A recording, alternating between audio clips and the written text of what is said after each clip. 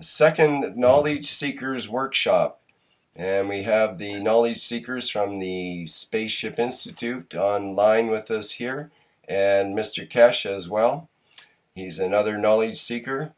And tonight's main topic is going to be on the spacecraft and spacecraft construction. Okay, so we'll get into it right away here in terms of, I think we'll see what the knowledge seekers would like to say initially, and then I know there's questions from various people on technical things and whatnot as we go along here. I'll hand it over now to the knowledge seekers of the Spaceship Institute. Hello, good morning to all. We have a nice day today in Italy, and we will try to talk about spaceship in this workshop. We've got some drawings, some plans of spaceship craft. These drawings were made in 2012, and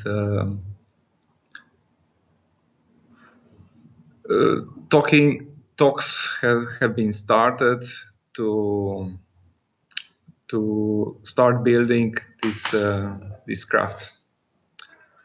A few days ago, there were talks with some Italian companies which are able to help with construction of the craft.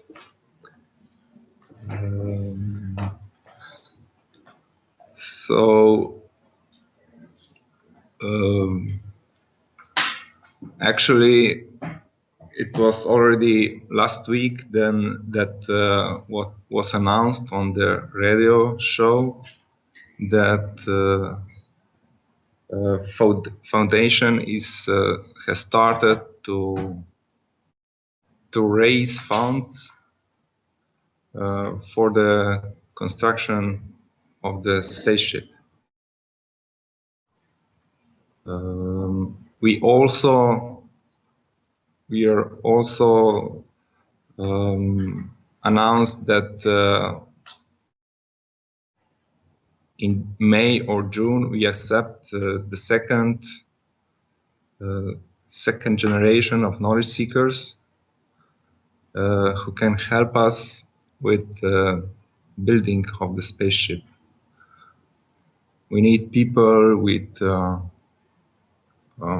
design capabilities, with knowledge of gas control, computer programmers, and other profiles. So this is for start from me. I will give microphone to other knowledge seekers. So buckle up. So quick question, do these guys for May need to pay 20,000? Yes. The fee still stays the same. Ah, okay. Thank you. You're welcome. You guys have any questions that I can answer? In your schedule for the spaceship, are you planning to have the functional one for 500 people at the end of this year, or just a prototype at the end of this year?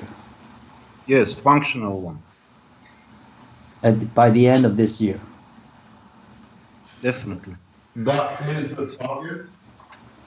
But the construction is very simple. We're going to load it up today. In the next few minutes, Marek will load it up. As you can see, this is the design, which is on the USB key to the government. This is another release from what people have been asking us to release, what's been given to the government. So what you see, the documents are signed and issued, which means that the certified papers, which been given in the USPT in the last times to the government. We will make a very important and radical news about the USP next Thursday. If there is anybody who's listening, who's ever been following the Keshe Foundation for past how many years, it's important for you to listen to the next Thursday, the 20th of March, the knowledge seekers. We cannot disclose anything at the moment. There are some things need to be moved and put in the right way. But we'll announce it next Thursday. And as I said before the start of this session to Rick regarding next week, next session, next Thursday, will be the most important session we have ever held by the Keshe Foundation. I think when we release the information, it'll be apparent to people why. But hopefully the table of 8 will be full next week. That as a knowledge seekers panel, we can announce it together. Those who understand how the structure of the Keshe Foundation Space Institute run is that we have brought in 8 members of world public who become knowledge seekers, and the decisions for the foundation from now on sits with the 8 members of the panel around this table. So we should have 8 next week. This week, 1 is in 2 are in Belgium. 1 is still in Africa. He hasn't arrived yet, and 1 our Japanese colleague will arrive later on this morning. And the whole of the spaceship technology will be released in the next few minutes, and you can download the pictures. You can look at the pictures. We have brought in the people who produce aircrafts or involved in the space program, not the space program, but the aircraft industry, to assist us with their knowledge for building of the system. As Marco told you earlier, they were here, part of the organization this week, and the meetings with them will follow the same usual way. The design and the full development will be gifted to the Italian nation as their companies are producing it. So in moving to Italy, whatever we develop here as a system of destination at the moment, all our work is given to the nation directly. So the spacecraft will not be built by the foundation, by the Space Institute, will be done by the Space Institute panel and the other scientists who join us, but will be manufactured and produced by the Italian space program, or what they call aircraft industry. This is where we are at the moment, unless the position changes. And the way we gave the power generator to the Italian manufacturers, they are working on it to produce their way. I heard this week that they even modified again this week. There's their systems they brought in new parts for their system. So once we receive the the pre-manufacturing unit from them, we will announce it. They know that the technology is free to the world, so they're developing it for the rest of us. The same way the spaceship will be manufactured by the Italians for the rest of the world, but there is a big problem or other problem. These kind of needs to be financed, and up to now, Keshe Foundation, and through all my efforts for the past 10, 20 years, I have financed all the things to go with the foundation. From from now with the spacecraft, it's got to be world population. The people who want to fly, the people who want to see the technology to be developed further, you need to put effort into it and contribute towards the development. Millions has been spent up to now to develop different aspects. And now, if we want to keep the production of this craft out of the hand of the governments to control and be with the world population the way we are doing with the Italians, it needs all the people to contribute towards it. You want the benefit of it, you have to put something in it. The foundation has estimated about 50 to 55 million initial cost, and the Italian company will cover their part, but we see our part of about that amount. And we need to raise around about 1 to 2 million a week to meet this demand. There's no use saying you build the craft when it'll be built. It's from now on what we put in it. You have to find a way to finance this because this budget at this rate is beyond the capability of the foundation. Unless a millionaire give us 100 million, says, okay, you can build it. So then they dictate what we have to do. They say what we can do. We done it in small bits. We financed it over years. But now to produce such a craft at a minimum cost of about 50 million, it needs world population support. Those who've been waiting to fly and hoping they'll do it for us the way everybody starts to wait for the energy and then start for the materials. We are giving everything we're developing freely out, but the spaceship is a costly matter. Not only scientifically, it's producing materials. You're talking about the craft around about 40 to 55 meter diameter. You're talking about the construction of about 3 to 4 floors high. You're talking about auxiliary tanks, about 500 seats, and everything else which goes with the program like this. We don't have a black box, financing the way it's available to governments. As we said, this is the technology for the people, by the people. And now there is a panel here who control and look into all the developments. And the next 25 will be actually a hand-on team, will be involved on a daily basis once they taught with the construction and the rest of it. That's why we're bringing them in. So you're talking about a huge construction business. The site we have, hopefully by next week, the agreements will be finalized in so many ways for different aspects of it.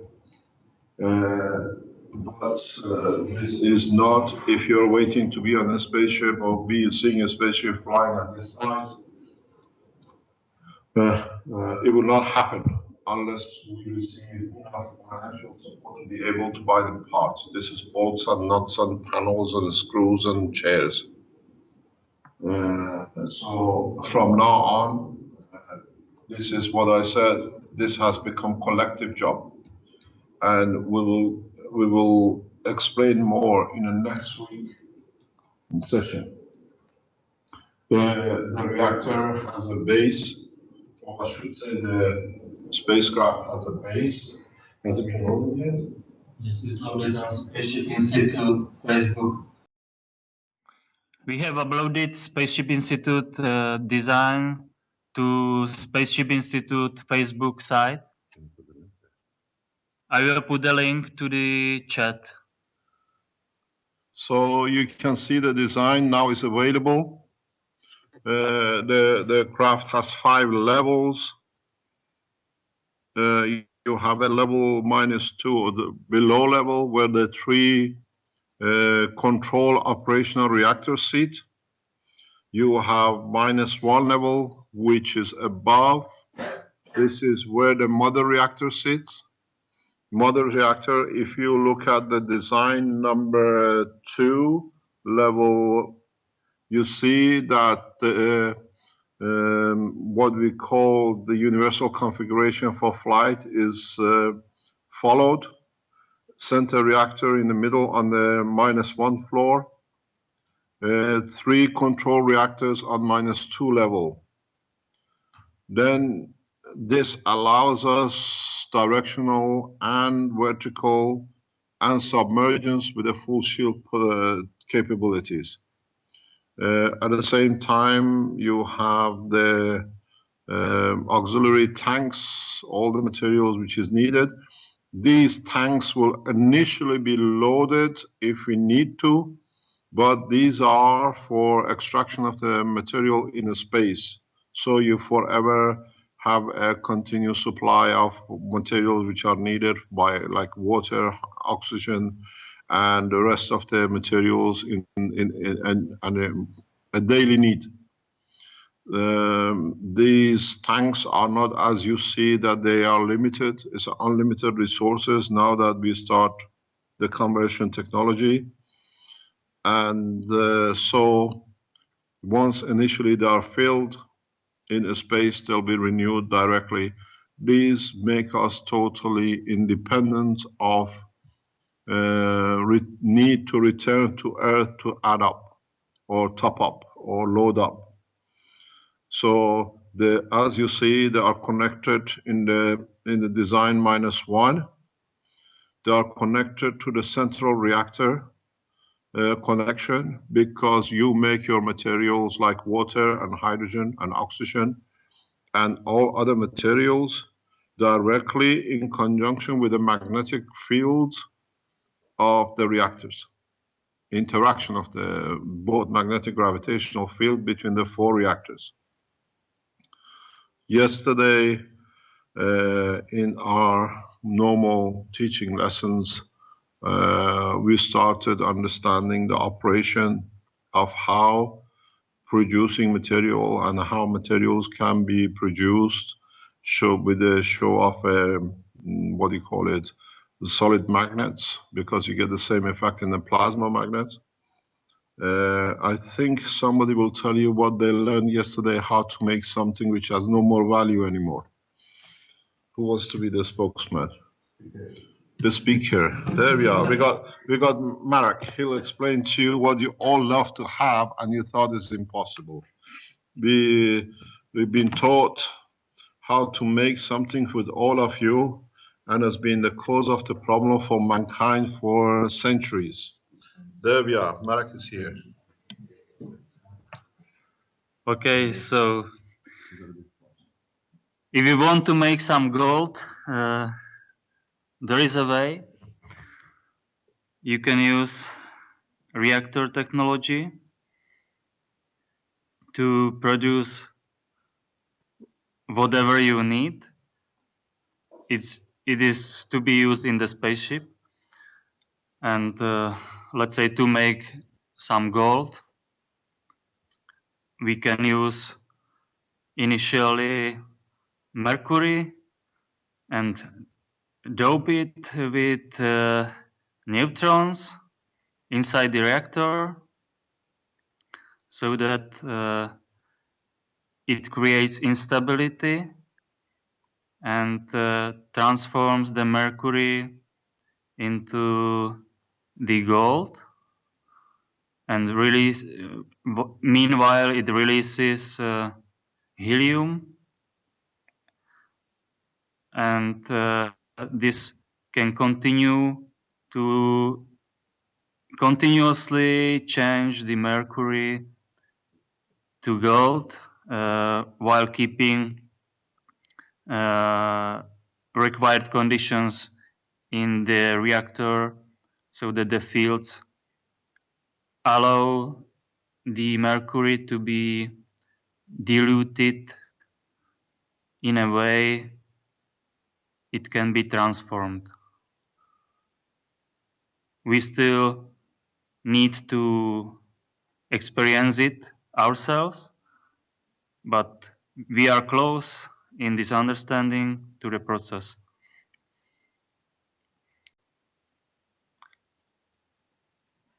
Any questions? Where do you place the mercury inside the reactor? You don't need to place the mercury inside the reactor. You can keep the mercury outside. By introduction of additional neutron, you unstable the mercury. It's very hard to extract a proton, an electron, and a neutron from mercury, but it's very easy to introduce it, unstable it.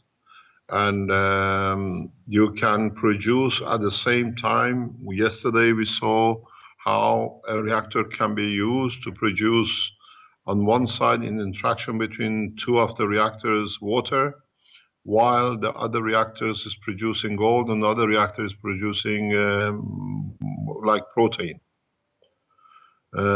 We are running an experiment in conversion of gases into matter, which is one stage is already running for 24 hours, 48 hours now, today. 48 hours. Yeah. And in that process, I think we'll leave it to Armin to tell you what we saw on top of the water in one of the systems. Actually, we made a video, and we made a video, and we're gonna release it soon, and pictures, and you can see that we created galaxies, and each galaxies, each galaxies, there's a matter being producing, and we saw fat, which one of the actually containers we saw fat, and it clearly shows that. But not each container, it's changing the color differently. So actually, we're gonna wait another 2-3 days, and we're gonna have another video that we can show you the change. We created actually new life. We started it new life. And it's amazing. It's so simple and it's amazing. Change of magnetic field, it's a totally different understanding, guys. When we break out from the macro level, we can understand that the fields control everything. You change the fields and it's going to be changed. Environment is very important. It affects. And you can see if the small reactor we call reactor because it is a reactor, but for you, you're going to look at it, it's a can. But its whole life is starting over there, just simply, putting nano-material, which has its own magnetic field and gravitational wave. When I say magnetic, gravitational comes with it. So, guys, it's a very, very deep changing everybody's knowledge about what we learned at schools. It's totally different, and it's going to be different, and it's fun to create. So loosen up, everything is good. We have a funny moment when we try to switch on this experiment. We are recording to share with all of you, and in the moment we try to switch on while we are recording, the experiment don't make nothing, doesn't work at all. So we have a lot of laugh in this moment, and we try to replanteate the experiment and think about what was the problem. Here is we are learning now, so this is part of the process of learning. You don't get your goals instantly, so you have to learn about your failures also.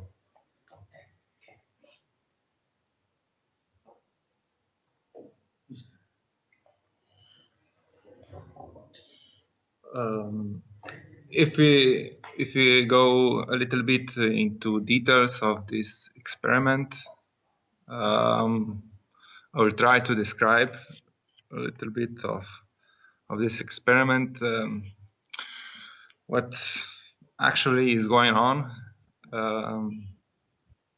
with my understanding at the moment. We are trying to replicate the environment or conditions which are happening in our body.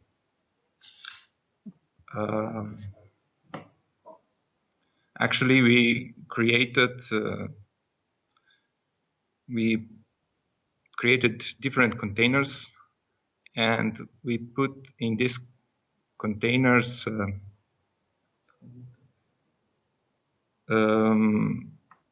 two different electrodes, one coated with nanomaterial, and one electrode is a single, just a metal. We used copper, but we can use also other metals. And we put in this container also salt solution. Salt solution is used also in salt. Different salts are used also in our body. If we go to the health section and people who are familiar with homeopathy, they can tell us more about salts are conversion system from energy to matter, and this procedure happens all the time in our body. We have lymph, which is supply of energy, and in different parts of our body where different salt sits, this energy from lymph converts to matter, but not in matter as we know. It is GANS state of matter. We know that our cells in body are in GANS state. Yeah, all the components, if you look the amino acids, we have oxygen, we have nitrogen, we have carbon, we have hydrogen. So all together, if you look, if we put them together, we get 43 number, which is common denominator in our planet. This is the strength of the field in our planet. That's why amino acid holds together.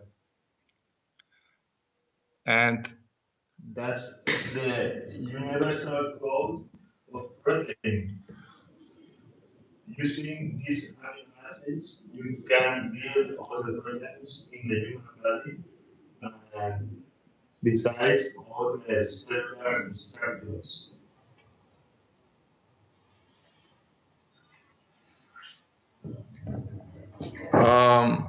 Maybe we can give microphone to other people in our call that they can correct us. Elia, please, you're a medical person, so I would like to hear your opinion. About what you say for amino acid, it's some kind of, how to say, people will be not understand what you want to explain to them about the matter and GANS state in the way how you said, because you have to say that our body is made from different kind of gas state of GANS state of gases like a carbon, oxygen, nitrogen, and this different kind of GANS state of gases, when they mix it to each other, finally they made different kind of matters, how the Mr. Keshe said. Depends of level of existence of different gas state of these gases. We have it finally different kind of tissue, like muscles, like a liver, like a gallbladder, heart, whatever. And when the different gas state of gases mix it, depends of them density, they represent in matter world in different density. This is the different what you have to say, because lymph, blood, and different organs, all of them, they are matters, but they have different density. You understand? And different explanation of matter, because the lymph and blood, they are liquid, but they also are matter. And liver and heart and different internal organs, they are more solid, but they are also a matter. So depends how the gas state of gases will be mixed, what you call the salts. That is the clue for representing the gas state in matter world. I understand in that way. If I'm wrong, you are able to correct me. Everybody is right their own way, Elia. Yeah, I'm listening. We love to make this knowledge seekers workshop in a different way of Mr. Keshe. We like to make more dynamic because we are now learning and we want to learn from you. So we are at the point that I have to format all my biology and physiology knowledge to could replace for the new one. So that's very astonish for the people we have to build a new science in biology, physics, chemics. So we need to build together. That's the reason why we prefer to discuss with all of you all these topics, because now we are starting to understand in very different way. So the most important part for me is to be able to delete all your previous knowledge in order to be able to understand the new ones. It's painful for a moment, but it's so different feeling you're gonna feel. Okay, so what is the right explanation then? Right explanation about guns? Yeah, because about what we're speaking about the matter and the gas state in the human body, and how the gas state of the gases makes the matter. If I'm wrong, It's all about the fields. Salts, they are settlers. yeah, that I'm saying. So this is the mix. Every salt is, settles certain matter. Yes. So if you create that magnetic and gravitational field, Yes. that's the matter you're gonna get. Yeah, I'm correct. But this is depend which kind of gases you mix it in what quality. Okay. In that hand, you receive different kind of matter. No. We have to understand one thing: all the matters are same. If we what is matter? Actually, matter is when magnetic gravitational fields are lose some of their strength, and when they come to the strength of the matter, then we observe them as matter. In experiment that we are running right now, we have put salty water in our containers. So we have this salt condition, and the salt create the condition that make possible to change the fields into another state of matter that we call GANs. GANs is a very special state of matter unknown for the science in this moment, and it's like circles. It's like circles. It's like millions of spheres, sliding each other in very, very, very, very small scale. So the fields of the matter are covering the internal structure of other energies, so they become totally protect from the other energies. That's the reason, and you will see in a video that you can burn GANs, and you can touch in seconds, and you don't burn. So the pressure of the heat or other energies don't affect the GANs, because only are dependent of the inner gravitational fields of the matter that is covering the whole structure. So they behave like superconductors, and as I can see now, all the chemical reactions of metabolism occurs in this state. For me, it's so overwhelming in this moment that I can explain better. Okay, but the question is how this GAN state of gases, they are mixed and made different kind of tissues in the human body. And you try to explain on the beginning that how amino acid, how in them GAN state, they stick to each other and finally made a matter. So the question gravitational and magnetic field.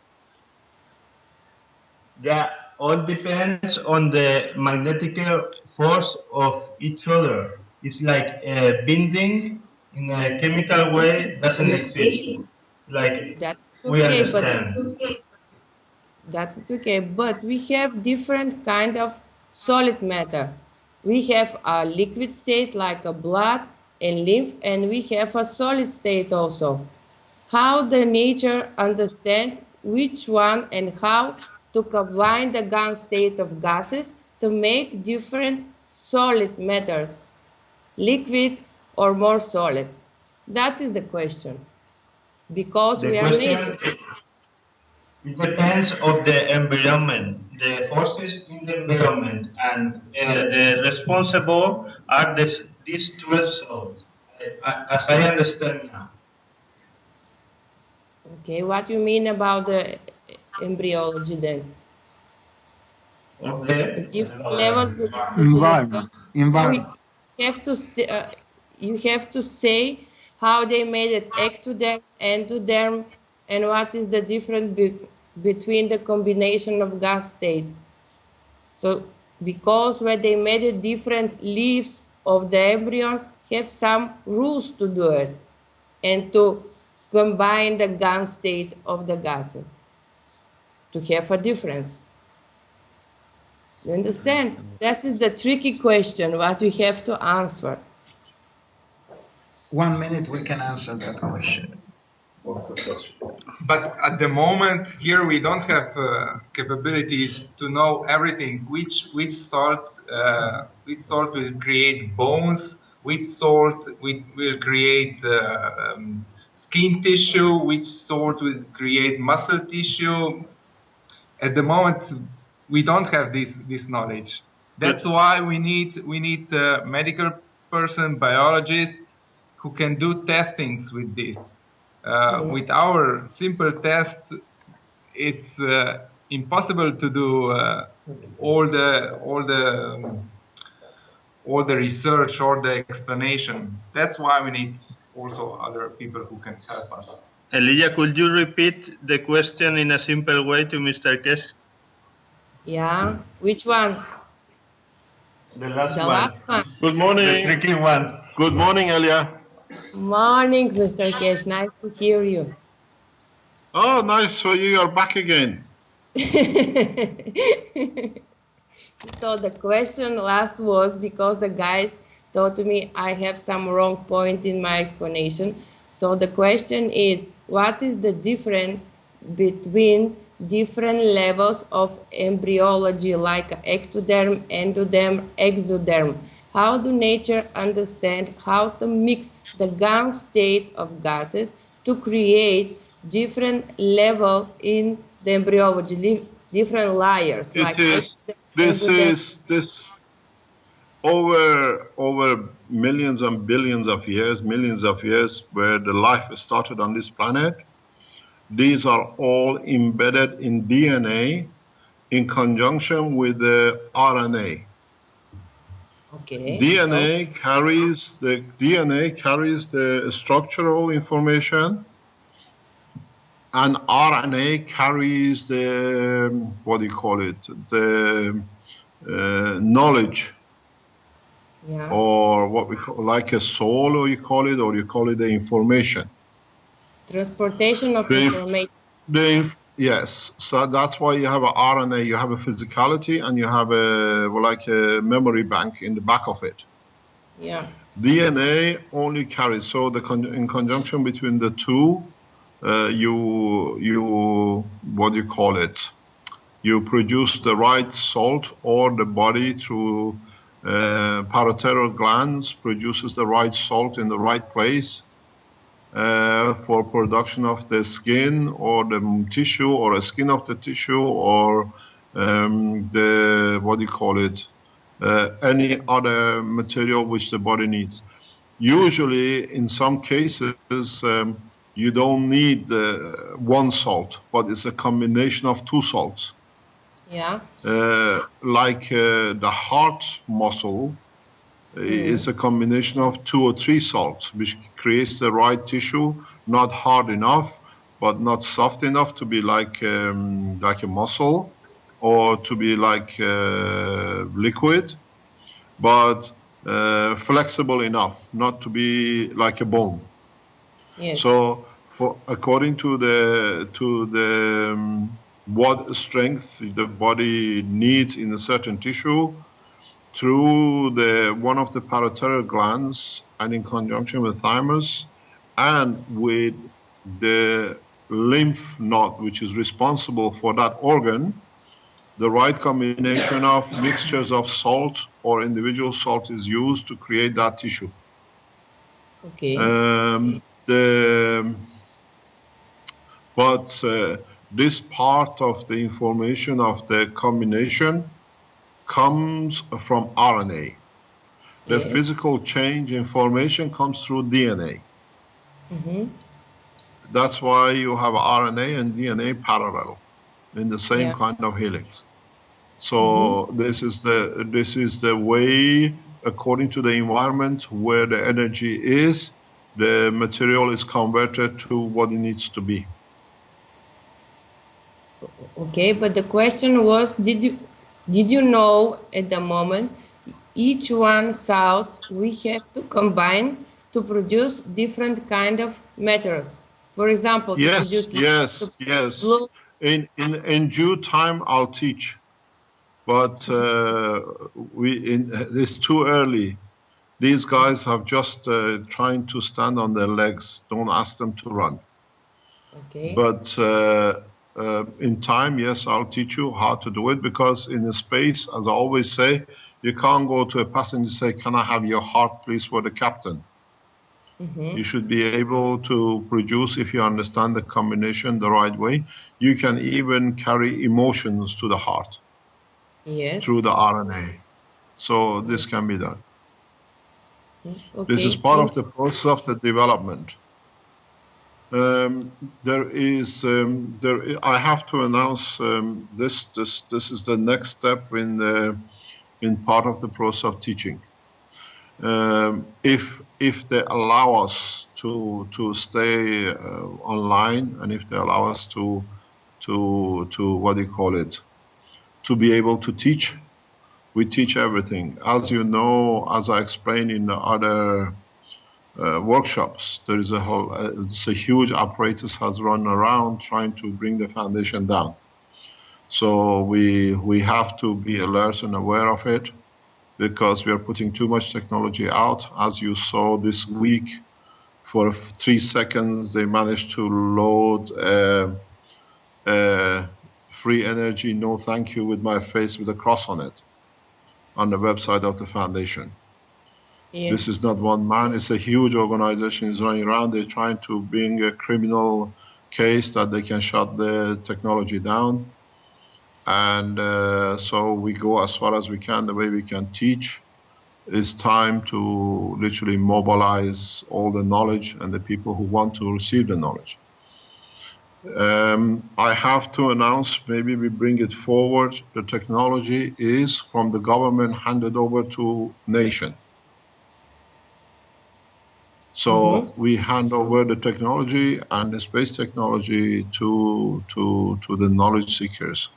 There is a move to put me in prison with false allegations. They are trying to build up cases. We are aware of it.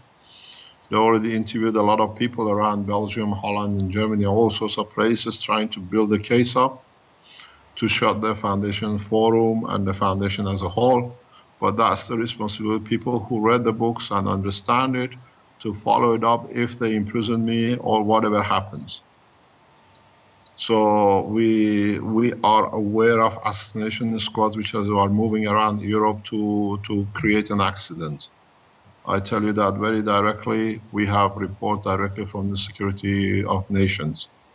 So you have to understand how important it is to pass as much knowledge as possible for you lot to understand the principle. And in so many ways, the government of Taiwan has released the USB stick to its national scientists. So if anything happens to me, scientists in Taiwan have got the USB stick in their hands. So you as a public, you can go to the Taiwanese, we'll release their name and everything, that you can have access to the full knowledge. The medical patent, they have seen the patent number 5, they have opened it, and they're working on it. So if anything happens to me or any government tries, hello, can you hear me? Yeah. Yes. If anything happens, to me with these cases which are trying to build up, the Taiwanese government has released a USB stick to its nationals. So the whole package of Keshe Foundation is open to world population. And in those patents, there is enough information to handle the medical side, to handle the nano-material energy production, and the other 2 patents. So we are not sitting back. We are monitoring. The knowledge seekers have seen how easy it is to use to produce protein in a simple, actually like a Coca-Cola bottle again, using the nanomaterials you produce. The spaceship program will carry on the way it is. They will try to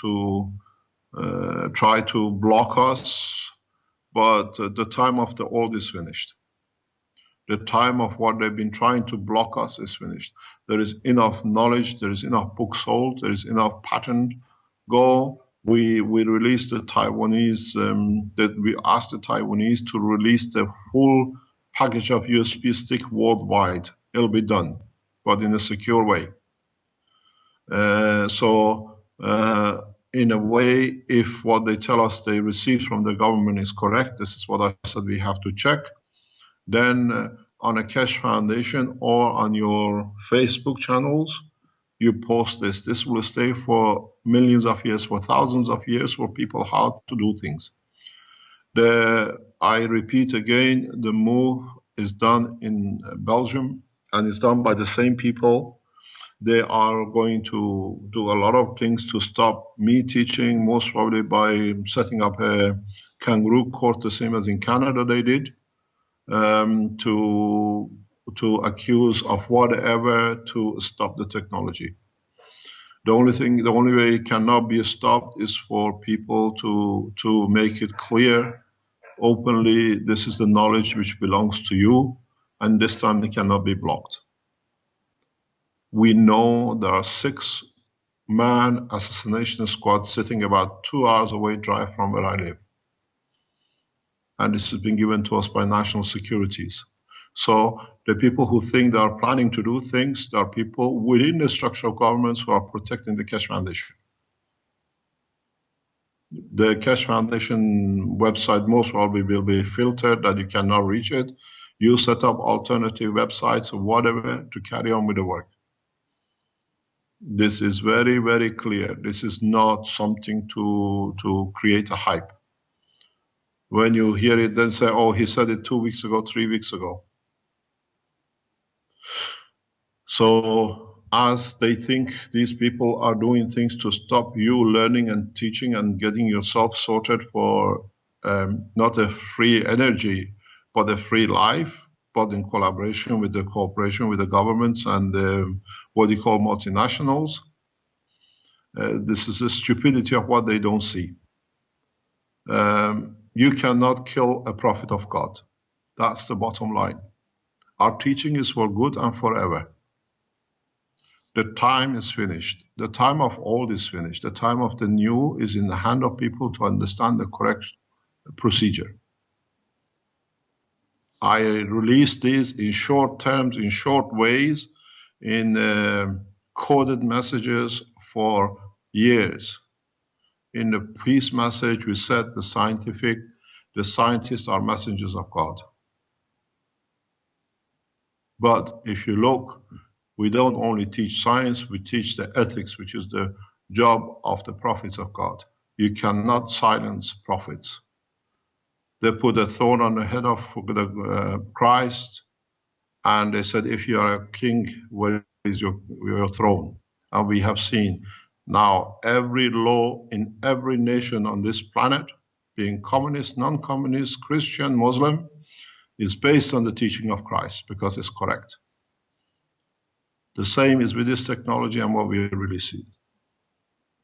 Doesn't matter. Those who take action against us will not survive, will not last, by the nature of what they do themselves to themselves. In so many emails, in so many communications, in so many writings people to us over years, they keep on asking me, even in press interviews, are you Messiah? What is a Messiah? Changing everything they knew. How many times, how many prophets, how many world religious leaders have to say you cannot do wrong, you cannot do this, you cannot steal. The change comes when you change the whole totality. And the change has come. We teach everything totally the way it is, the new way, and in conjunction how to use it in the space, not on the matter level of the man. So I go to the governments who are trying to filter us, trying to ban us, trying to imprison us. You banished, you imprisoned, you killed a lot of prophets of the past. Time is over. You will not succeed. Physically, you might think you've done, but I want to know how many of you will last it to see it. So the message is very clear. We go back to what we've done, what we are doing. My message to world leaders is very clear. Collectively, between Canada, America, European nations, you have put together a package to silence the Keshe Foundation. You saw what happened to Jesus, to what you call, to the Jews for what they did to Christ. They went for punishment for 2,000 years. You touch and you will see what happens to you as a whole. I have no doubt about what I'm talking about. Before you think to harm me or to harm the foundation, to harm the panel, you have picked up something which you don't not even understand. My message to you is very clear. Do not touch what you don't understand, and do not touch the prophet of God. Because we know everything and we do not need to be there to understand. this assassination program you put in position, this blocking of the foundation, this all warrants of arrest you're putting together, what happened to Christ? You crucified him, but now he rules the world. Our time has no dimension. That's my clear message. And if those people who don't understand or pretend not to understand, they say you call yourself a prophet or Messiah, I don't call myself nothing. But the message what we brought, it will last beyond the kings who are temporarily on this small piece of a dust of the universe. I'm very clear to His Excellency President Obama, stop the procedure of planning or your government or Canadian government or European government to block us or for my assassination. The body will go, but the soul will be here and you have to live with it. Thank you very much. We go back to the spaceship program. If you look at the second floor of the, or what we call the zero floor of the space program of the spacecraft, this accommodation is a 40-meter diameter with seating facilities and a control room. And this control room, these seating facilities, you can accommodate in a circle. These crafts do not have a front and a back. So if you're moving in one direction and you think you're facing the direction of motion, immediately, if you want to go in another direction, you don't turn the plane around. You just change the direction of the field force in one of the 3 reactors or 4 reactors in combination. So the seating capacity in these systems is not foreseen to be like an aircraft facing one direction. You can make them that way, but it is very much circle, like a football pitch. And that's why you can carry a very large number of people. The feeding in these processes is very, very simple. You absorb most of the energy from the environment of the craft. So you'll find out you don't need to produce that much food to sustain the body. You create through your reactors energy which is in the dilution position that the body can absorb to live. So, as I always said in my talks, what we eat is 20% of the total energy we need for sustaining the physical side of the operation. 80% of the energy is absorbed by the brain and the skin directly. So, in so many ways, your brain, your skull, the skull on the head of the man, is a filtering system for the energy which, through the liquid of the brain, balances that the body can absorb.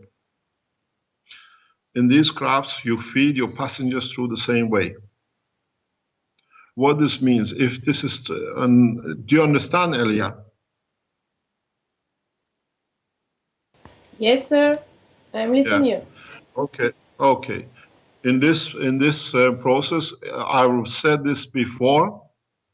If you understand, if you remember in some of my talks in the past, we know that astronauts, the very first astronauts went to space, or cosmonauts, explained to us that they see flashes in their eyes, which was the radiation which goes through the skull and through the brain. And when it reaches the water of the eye, it releases the energy of a photon that used to be like a flash in the eye. Nowadays, all the astronauts, anyone who's in the space lab, report this effect all the time. Some shielding has been put to reduce the radiation, but some radiations are so strong that when they pass the wall of the, the space lab, they still go through and they reduce in the eye, in the salt of the eye, in the water of the eye, and they become a photon. So, by the same principle, you understand the energies of the brain. Most of the energy of the brain, what a brain needs to work for its function, is absorbed through the same kind of radiation which go through the skull, and they reduce through the salt, and they get absorbed by the body or by the brain. So in reality, you can do the same thing in your aircraft. In your spacecraft in the future, you do not need to sustain a large mass food consumption, because the food is to create that energy. You can feed your passengers on all the floors, literally through the environment, majority of it through the environment. You don't need to carry all these, what do you call it, pre-packed frozen foods and dehydrated foods. You don't need to change anything to be able to produce different materials. You produce one material, which is the easiest one, is the breathing of the CO2. Then you convert the gans of CO2 in the flavor and the food you like to have. Because the human being breathe out CO2 that continuously supply you. So you need to have a good supply of nitrogen and a little bit of oxygen. And the rest, the breathing out of the man is exhaling, will give you, through the conversion which the knowledge seekers are doing now in the lab, through a small salt or magnetic field of a salt into a matter, and then you flavor the matter or you change the matter the way you like. You shape it the color you like. Because as you know, at this moment of time in the food industry, all the colors of the foods are homogeneous. You can buy a bottle of ketchup today, and you can buy a bottle of the same brand ketchup in 5 years' time. They look and taste exactly the same. The color is always the same. As we are all men of life, we go to shops, we buy tomatoes this week, and it's not the same tomato next week. It's different color and shape.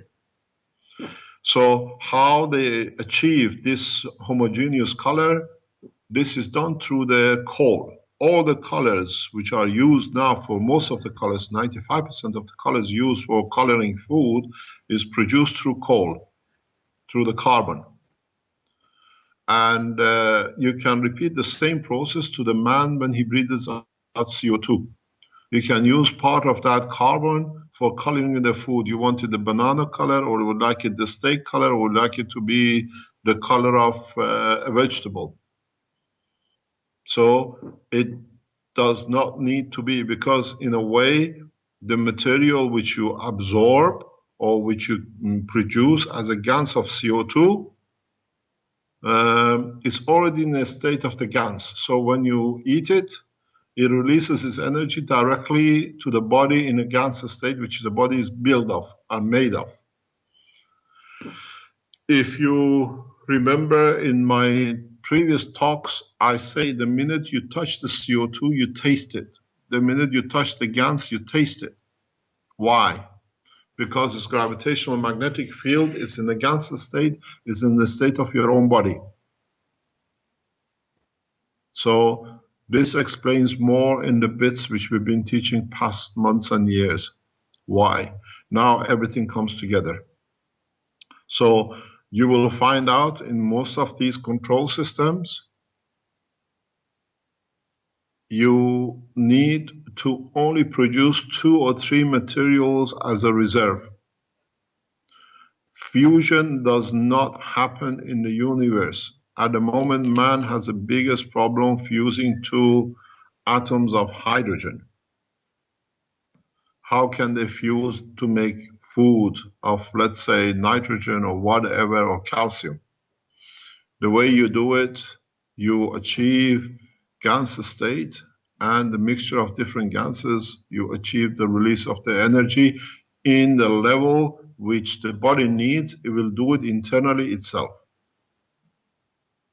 So you convert the conversion of energy to gans and then when you reheat it, it becomes GANs back to energy which your body needs. It's a much simpler process. It's not in a matter state. Matter state is conditioned to the environmental magnetic fields like temperature and pressure. GANs is independent and is independent of the environmental. In the videos which the knowledge seekers are making, then we show how we do everything to try to destroy these GANs once they come out of the Coca-Cola bottles. You can put acid on it, you can put caustic on it, you can do all sorts of things with it. You cannot destroy it. Because when you convert energy to, or gases to GANs, you release energy. And if you can put back the same energy in the GANs will convert back to the gas.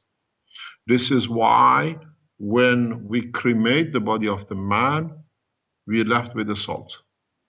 Because part of the process of burning the fire gives the same gravitational magnetic field back to the GANs for it to be converted into a gas.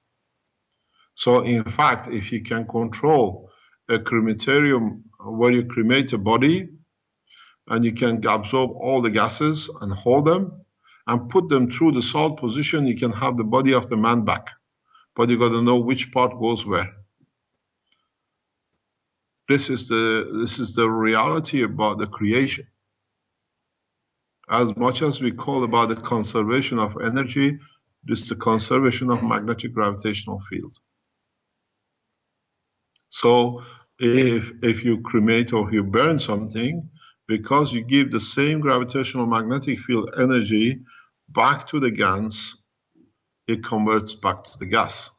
And if you get the same gas and put it through the same salt processing, make it a GANs, where through the salt you absorb or you release part of the gravitational magnetic field of the gas, which we use it to run a motor or we show it as a light, then you have a GANs.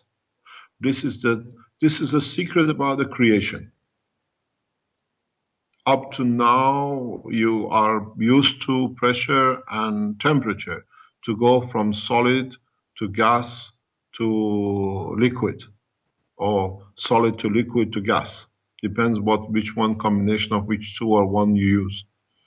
Now, the new conversion is taking or adding to the mass of the gravitational magnetic field of a matter. If you bring it into a plasma condition, you put as much as you like a plasma of a plutonium, or you can put the plasma of a neutron, and you get a neutron or you get a plutonium. It's just the size of the entity, the quantity in it. As I always say, it's a quantity in the entity. Proton, neutron, electron. You add more of the same in a plasma, you get a bigger plasma with a bigger. So for a gold, you have, we call it, so many electrons and so many protons. For hydrogen, you have 1 or 2 electrons and protons. So if you understand the size of the package, you just add that number into the package, you get what you need. It's very much like making an ice cream. The more milk you put in, the bigger ice cream you get. With this process, the same thing is the more you put energy and magnetic field, gravitational field of an entity, that's what you're going to get. So making gold, there is no problem. Making plutonium, there is no problem. But if you need it, it's in the holy writings, in the scripts, that say the maturity of the man will come when he understands the transmutation of the matter. And now man is matured to understand the transmutation of matter, how you transmute from one to another. So the man at this stage is matured enough to rejoin the universal community. Those who want to keep us illiterate and in the village of earth, they are doing their best to stop the foundation. If you want to stay in a village and be like animals killing each other every day for a piece of land or a piece of food or how many grams of gold, carry on. We have opened the knowledge of God and the universe to you all. And you have to understand how simple it is. Man has reached the point of maturity. But like every family, when we have a child in the first class, you can't teach him about chemistry, which is the what you call a secondary, and you cannot teach philosophy to a 1-year-old child. The human race is in the different ages and different classes, and as they mature, they understand more on that one level to another. And there is enough men matured with the support of what we see now as the internet to be able to make the first excursion and join out of this village of Earth to universal community. This has been my job. This is the responsibility I accept as a prophet of God to do. And I think I have accomplished it. There is a little bit more time to do. Does not matter what people try to do to me. Till I do not finish, there is no time to live. And I decide the time and the place and not the human race. Very clear. Very, very clear. Our job is to make sure this process goes through smoothly. All the kings, you lose your crowns. All the presidents, you'll beg for the space to have a hole to live in. But our rules and our knowledge will be forever, because this is the way the universe works. If you look at the structure of the matter of the spacecraft, the structure can be anything you like. Aluminium, fiberglass, steel, wood, because it does not matter what you use. The reactors create a gravitational magnetic field which the matter will never come in touch with its environment. So you create a gravitational magnetic field which holds the gravity as 1g in one section of the passengers on one level. And then you change gravitational magnetic fields of the destination point in level -2 in the direction of the attraction. What you do, you don't burn fuel. As we always said, in the reactors number 3 or on the 3 reactor combination of universal system, you create the gravitational magnetic field of the destination, be it next planet, be it in the center of a sun, be it another galaxy. You get attracted to that point because you tune into the magnetic fields of that position. Are we still online? Can you hear me? Yes. Yes. So, in fact, if this is yesterday, I showed the knowledge seekers the difference between a solid magnet and a ring magnet, what we call the O-ring magnets. If you want to understand the working of a plasma, buy different size dimensions O-ring magnets and stick them together that you can make a sphere inside or elliptical shaped plasma inside. Then you understand how your reactor works. Yesterday, luckily, John had a small spherical magnet with him in his pocket. He's got a bunch of them. He makes different things with him every day.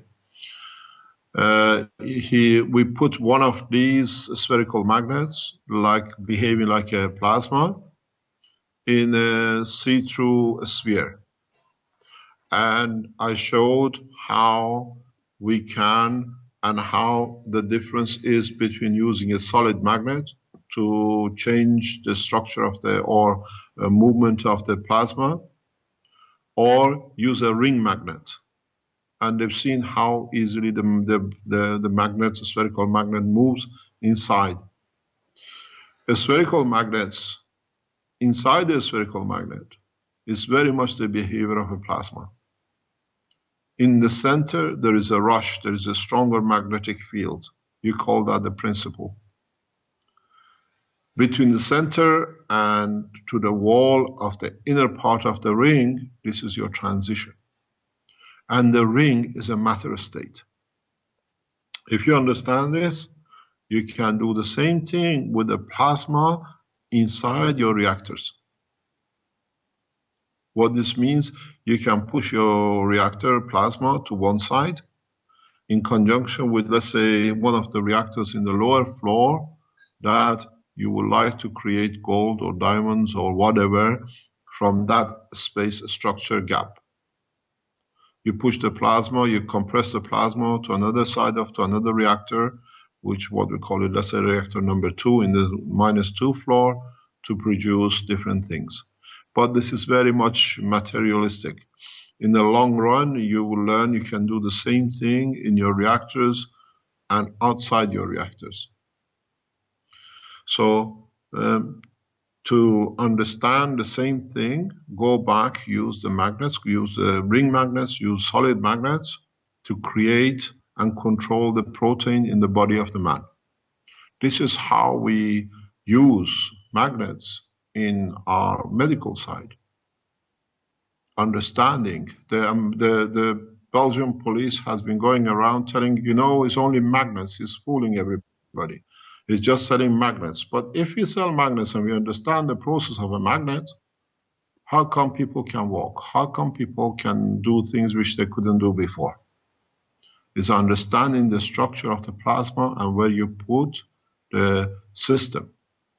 If this is too far-fetched for you to understand, go back to the human level of why people go to certain springs and they say the water from the spring is good for the eye. Or they go to another spring, they take the water, say this is good if you have a cancer. And they go to another spring and they get water, they say this is good for rheumatism. Think, where has the water been? The water goes through the inner sanctum of the earth and gets interacted by the different gravitational magnetic field of the different matter which is going through. So, as the body of the man is made of the essence of the earth, hydrogen, carbon, and nitrogen, and oxygen, the oxygen of the water, H2O, in conjunction with other minerals which are attached to it, carry the energy, plasmatic magnetic field energy, which matches, let's say, the situation or with the salt which is in the eye. So when you drink the water, that field matches exactly to what is the salt in your eye or the combination of the water salt in your eye, and then affects its position or affects its structure, and you can see better. Or you get rheumatism changes. That's all we do in all our systems. We understand the concept and principle of creation. Now they can say the guy uses magnets, it's all empty. Look at how it's calculated to be where it is, what it does. And again, it's the same as what I said, is destination position.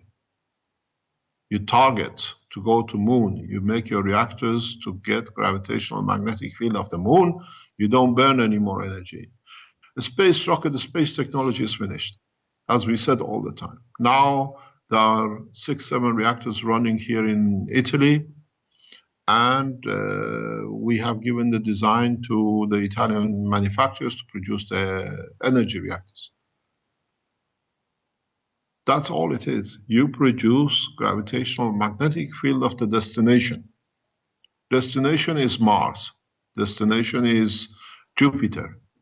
Destination is the cell in your cancer.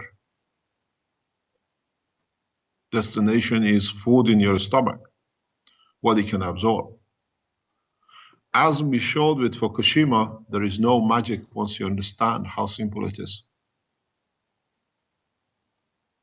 So in your reactors, you can use your reactors, the combination of different fields of your reactors, if your passenger gets cancer, to sort the cancer out. You create the destination of the cancer, the cell, you can measure it, and what do? You can saturate it, or you can give instruction to place which controls the solidity of the matter in your body to not to solidify, not to become cancer. So your reactors in your spaceships, what we are going to develop, can be used in different way as your medicine system, as you produce what you need. Now you understand, in this graph which we now set out to produce, everything a man needs to be independent of this planet is in the hand of the man. Those who want to block us, to assassinate us, to stop the technology, are the ones who want to tie us to this planet, that they can abuse us. Where the man has the freedom to do what he likes in the freedom of the space. And I warn those leaders, I warn His Excellency President Obama, American government, Canadian government, and the European government. If we call for help, there'll be no nation left.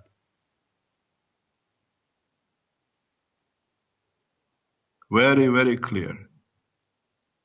We are not here alone on our own. And if you have not understood this by now, you will understand this from now on. Work with us. We support workforce. We support new technology. We support new energy system. Your governments become richer because of us, not financially, but intellectually and morally. All these reactors, all these technologies create millions and millions of new research opportunities. It creates opportunities beyond the dream of how much gold you want to put in the reserve.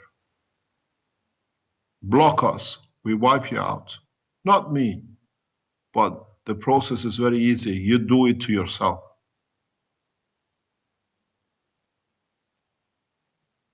You all get cancer. You all get all sorts of diseases. When it comes to the point, the last thing says, God help. The last breath before you take, you ask for God forgiveness and for something to release you from the pain. The God is here and is giving you the answer and the medicine. It's you who refuses it. So in one reactor, you have food, you have medicine, you have energy, you have motion, and it's exactly like a reactor called Earth. Earth gives you all that. Now we learn the laws of the universe. You go further out in the higher levels, in the level 2 and 3, it's just literally for accommodation. Because if you need rest or you want to go somewhere, everything is available. The size of these crafts are totally dependent on the strength of the magnetic gravitational field your reactors can create and maintain a safe flight position, and what material you put and you load inside it. You don't need to carry heavy materials as a fuel, because you can continuously create your own plasma or hydrogen as a storage to feed. I'm teaching everything possible to the knowledge seekers in a very, very clear way, that they can see the connection between the plasma of a reactor, the plasma of the body, the plasma of a matter, and every day in the lab, we do everything at the same time. We work on the different parts, each group, we got group of 1 or 2s or individuals working on different reactors that are developing their own version and their own taste of reactors. But once they finished as a group of 4, they have to put these 4 reactors together to be able to create lift, to create food, to create everything which is needed for a spacecraft. So one is brought his reactor from Slovenia, and it's all steel. We're trying to produce matter inside it. We have one which is brought ceramic reactor. Is building different things with it. The ceramic reactor, because it's an earth material, will be good for producing food from the earth, or it allows us to produce matters which man likes to eat. I'll explain that in the future. That's why I support the ceramic reactor, because it will have the taste of home. It will have the taste of the food we get from this planet. Then we have a reactor which is made by the Iranian engineers in Tehran when I was there, which is made of plastic. And we have an American citizen and a Czech Republic citizen together working to make it to work, to fly, to lift. And then we have another reactor, which is a combination reactor between plastic and copper. It's a very specific. The copper one was built by the Iranian scientists in Tehran, and the plastic one was made by the scientists in Antwerp, and one half of it was built by a bunch of scientists from Belgium in west of Belgium. And that is a combination reactor. We put the 4 reactors together on the universal table which we have in one of the labs, and together working, they can fly, they can move. This is to show that creation of plasma and creation of food and creation of motion and energy is independent of the material which contains the plasma. This is a simple way, as we said, the slavery to matter with this technology is finished. They have shown, they have been taught yesterday how to create gold, how simple it is to create gold, which has been the mystery of the man to do. The process has been explained, and now with the reactors they can produce. Yesterday they have seen for the first time how easily you can convert the gases into protein. And then they find out that today, maybe tomorrow, that the protein will disappear because the system condition changes. The protein, which is the nitrogen, gets dissolved back into the matter. So every point of the teaching in respect to these reactors, the space technology and the craft, is done collectively. It's not done by one person. Because people who sit around this table have to understand everything. And they are taught the ethics, and they are taught the consequence of their decision making, psychologically, pressure-wise, and the rest. The same as with our medical reactors. They are all, if you decide, can interact with RNA and affect their psychology. If you look at your own brain, you have the inner brain. The inner brain is your RNA. The outer brain is your DNA.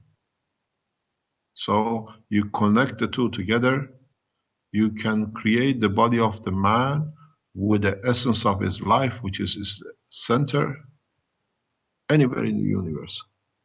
In time, man will learn you do not need to carry the physicality if you can carry the part of the ethics, what we call the center brain. This is far for man to understand. It's beyond your understanding, but in the very near future, the ones who use this technology and take to space and then come across the other people of the village of universe, they will understand how easily it's done. I go back to one thing because this is important, you'll understand very soon. I go back to the governments of United States, to the Canadian government and European EU. Stop this process of assassination and trying to build up a court case against Keshe Foundation. You can take me to court, there is no problem, but you cannot stop the knowledge which is released and is in the hand of the man. If you don't understand it, it's your problem. The table of knowledge in the foundation is open for you and your scientists. I have sent an invitation to Mr. Dallas Benhoff in Boeing Corporation, which is a connection between NASA and Boeing, to bring scientists from Boeing for development of the aircraft. I have sent a direct invitation to NASA, to Mr. Nelson, who have invited us to NASA to join us to teach, to learn, to develop. My invitation goes to the Iranian Space Agency and Iranian aircraft industry. Join us on the table the way you did in Tehran. We can go further. The same goes with the Chinese Space Agency. The control cannot be in the hand of one cult. Now, the Chinese are developing and the Taiwanese government has released the technology to its people. You try to get the cat back in the bag. Impossible. I asked for Taiwanese scientists who received the key, and they say they received it from their government, the USB stick, with a 5 patent. Please release it today on the internet. Please release all the patents. If you confirm you received it, and what you sent to me is confirms you know something about it, release it. Do not wait for our appointed time of meeting and discussion. We'll discuss it further. You know who you are, and we know who you are. And the authorities know who you are because they monitor my emails. Please release the full USB stick into public. You have my right, you have my authorization. Any questions?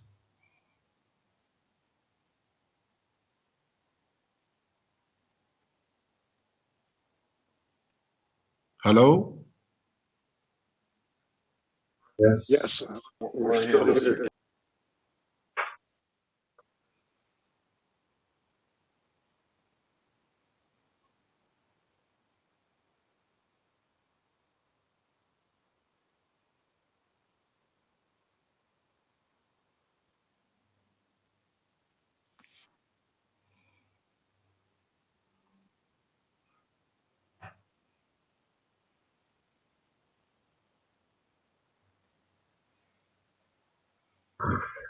I have a question.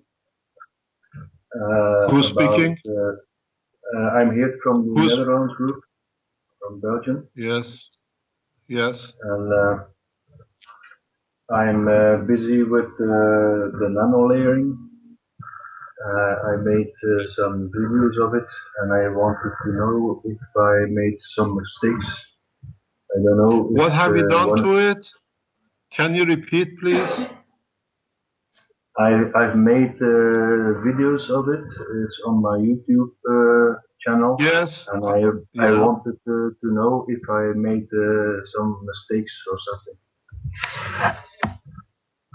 I have not seen it. I'll look at it and I'll tell you later on through the knowledge seekers. Okay. I have another question about the amount of the gases or the hydrogen in the reactor. You talked about the start pressure 1 bar. Before you told us 1 centimeter tube is the amount of gas is too big in it. Yeah, it's a little bit confusing. I tried several things to reduce the amount, but that's not really clear. The way I usually do the process, you have to understand. Once you coated your reactor, once you sealed your reactor, you create a very high vacuum in it and leave it for a day or 2.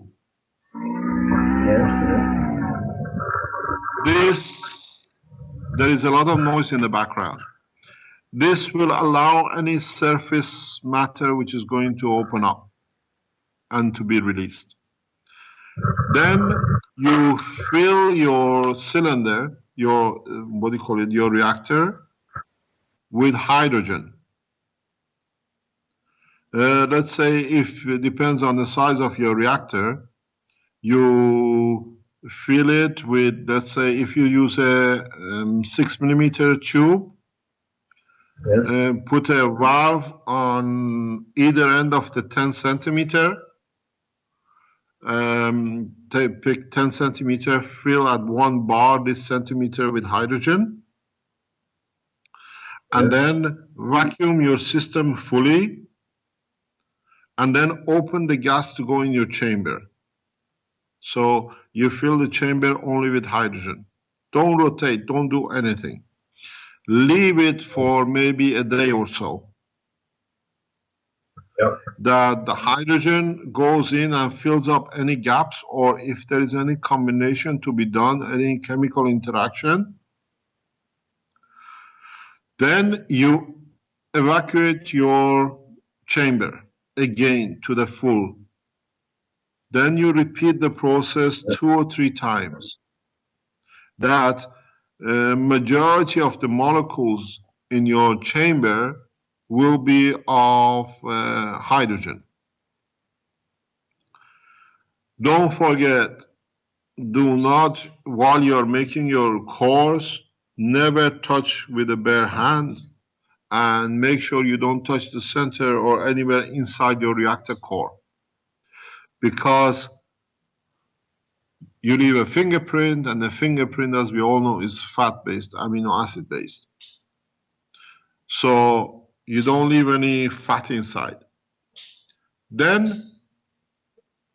when you've done this 2 or 3 times, then you vacuum your chamber. Then you choose, let's say, the minimum I've managed up to now to do, because of the valves I use, is 5 centimeter. Because you have to push your tube on one end into the valve, one side and the other side. So about 5 centimeter is the minimum I've managed to achieve, that I can keep some, I can see at least a bit of a pipe between the two, two valves. You fill in this with 1 bar of hydrogen. Then you connect the feeding side to, let's say, about 1 meter of pipe, which is vacuumed. And then at the end of this meter, you put another 5 centimeter or 10 centimeter tube, which is already vacuumed, and you connect the other end of it to your reactor. So before you start your procedure, you have your gas tank. You have a valve which controls the gas from the tank to the core. You put a 10 centimeter pipe. You put another valve. This is the control that you have 5 centimeter or 10 centimeter, you decide. I do it 5 centimeter because it's much easier later on. So first valve, the tank, first valve, 5 centimeter, second valve, 1 meter of 6 millimeter tube, then another valve, then 5 centimeter, then another valve, and then a pipe to your reactor. You have to devise a way that somewhere you can, from the first valve, after the tank, you can vacuum the whole tube, all these parts plus your core together. So what you do, you open all the 4 valves in a way, but you usually have to have a valve at the point of your reactor core too. So your plasma does not come out, but does not backfeed, so plasma stays in the core. So you have a valve by the core, you have 2 valves for the pipe, you have a meter, you have 2 more valves. You open all the valves and you vacuum your pump. All the time you work this way. Then you close your, when you reach your vacuum, you close all the valves and you open the first valve from your hydrogen tank. You feed 5 centimeter, you feed the gas into the 5 centimeter tube, you close both together. You allow the gas to settle just for a couple of minutes. Then you open the valve and you release the whole gas in the 1 meter tube. So what you do, you expand the gas in 20 times more volume. So the gases open up. Then you open the third valve, which opens to your second 5 centimeter, and then you close it. So whatever gas is expanded in the meter, part of it goes into that 5 centimeter. Then you open the valve to your reactor and you open the valve from the 5 centimeter to the reactor. The vacuum condition in your core will suck this, whatever is in that 5 centimeter, into itself.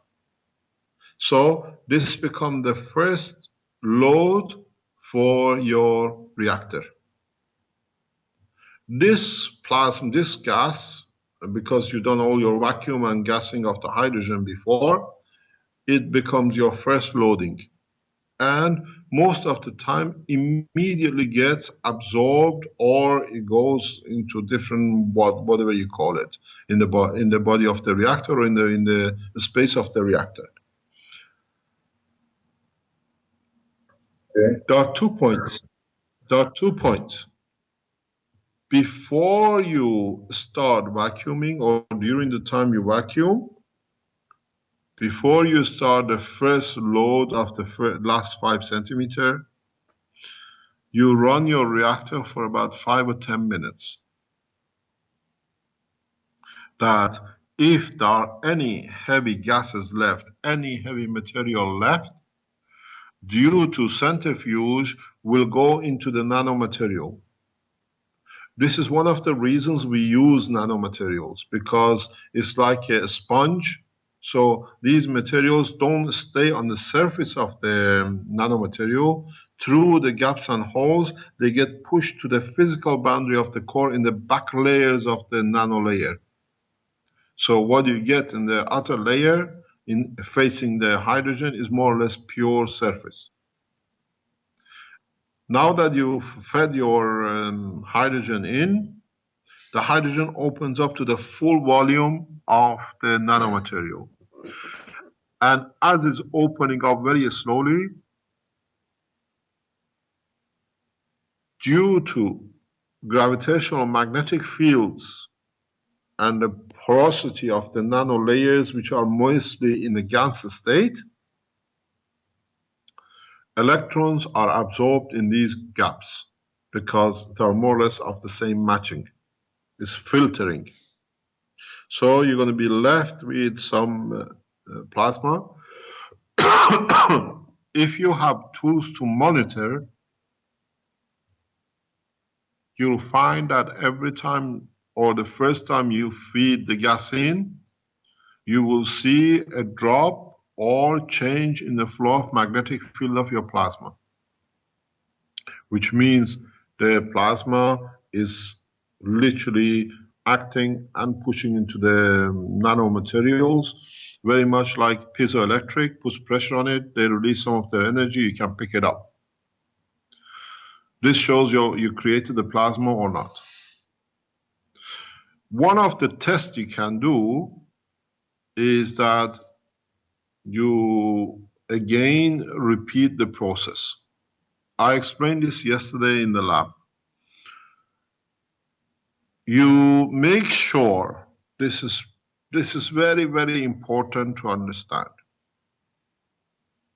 This is more important than anything else if you want a stable reactor.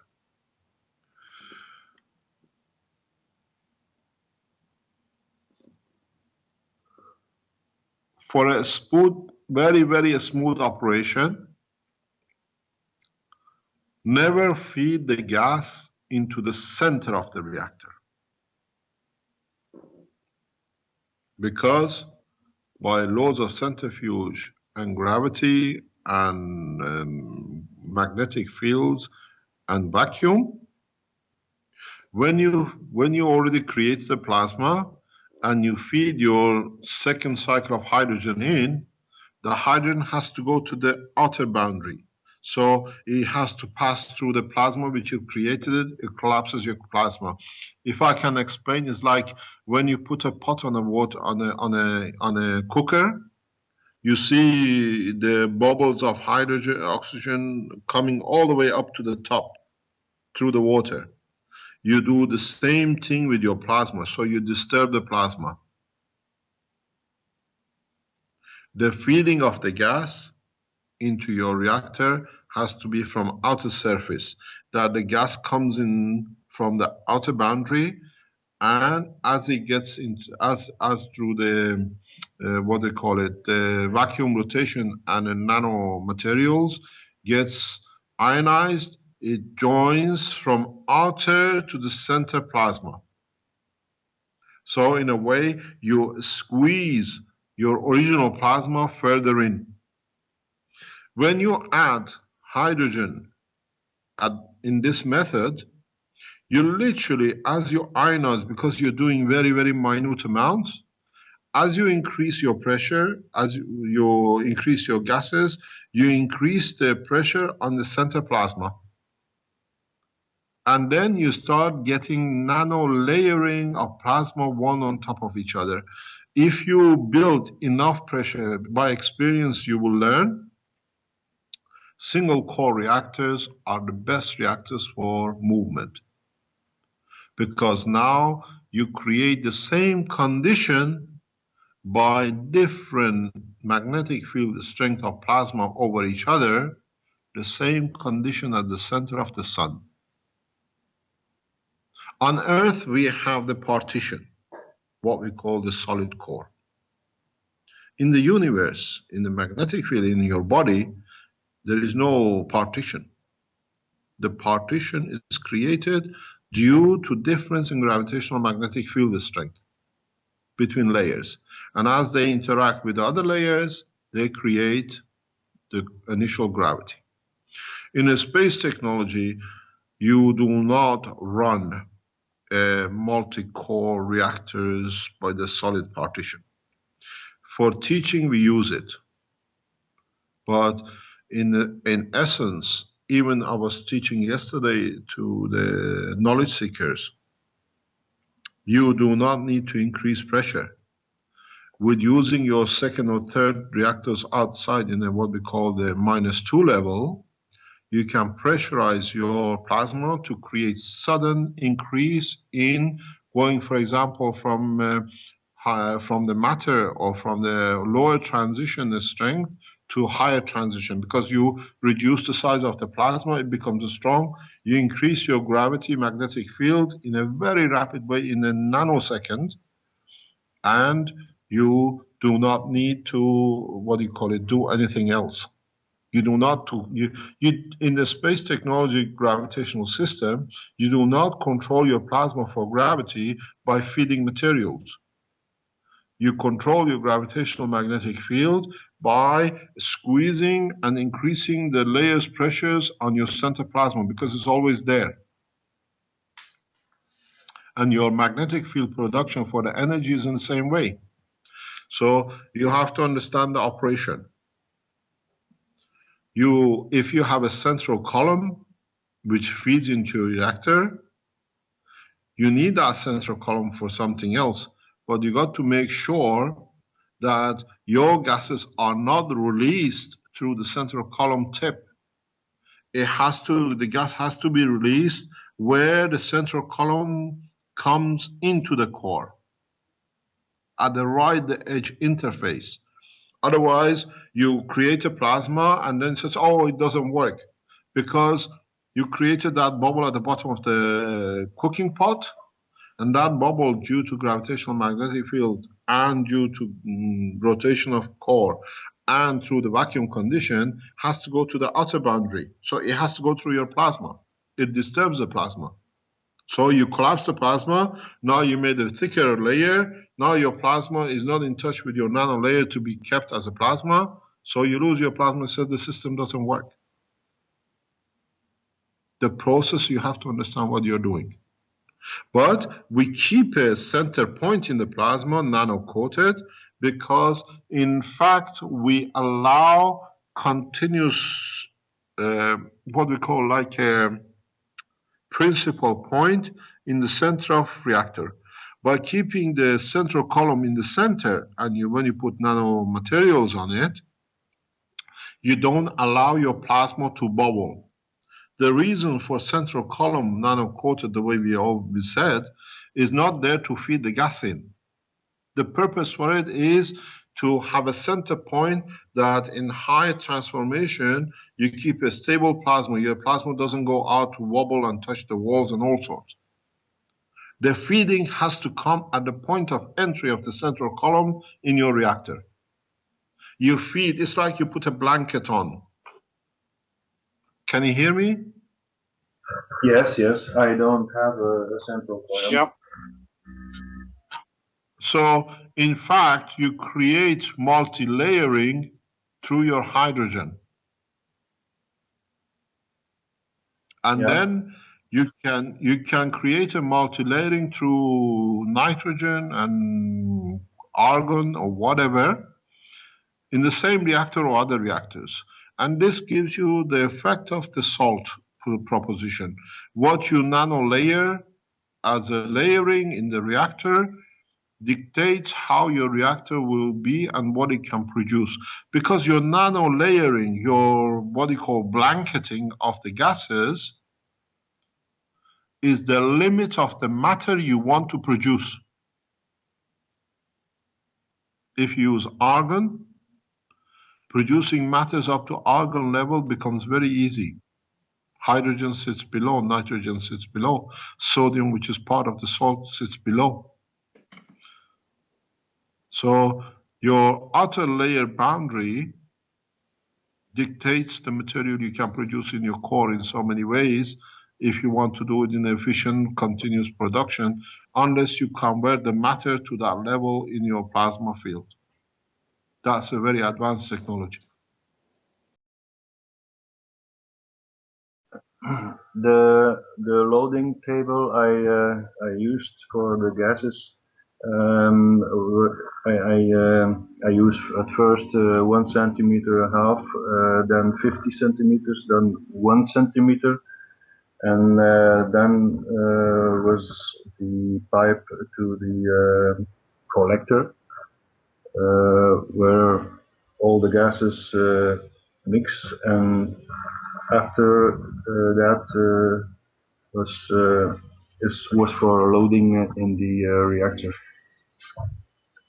So I started also with 1 bar or half bar, and loaded that bar in 1 centimeter, 1 centimeter and a half pipe from diameter 6. That was the starting point. Do you mean you are mixing your gases before you feed them into the core? Yes, that was what I did. But and what did you get? It was only experimenting, you know. Yeah, I've done that. I nothing, know, but what did you get? I've done the same experiment as you, mixing and then loading in one go. I had nothing, but I was experimenting for the ceilings with the gases and that stuff. Yeah, it's also because I had a coating on the inside. At first we thought at calcium, but it's very difficult to get it and dangerous too. So now we know we can work with the nano layering, and the core halves are now almost in the 3rd stage of the layering. So it will be next week. I think they will be ready. I hope. and I testing. teach you a trick. I teach you a trick.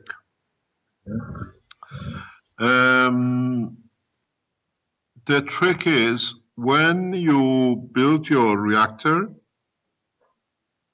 when you finish coating it, the third coating, or when you finish coating, if you have, I've done this and it works perfectly. If you have a good strong ring magnet, or you can get hold of a good strong, two good strong small ring magnets, or the magnets with a hole in it. Put this inside your reactor. Put this inside your reactor in the center, if you have a central column, and rotate it for a few minutes.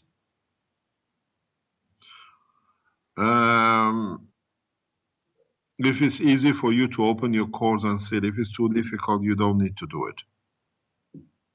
You'll find out most of the impurities, metallic impurities, and just below iron will be attracted to the center.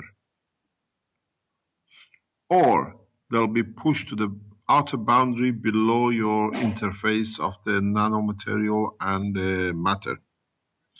This will give you a very clean washing of your, what do you call it, matters in the core.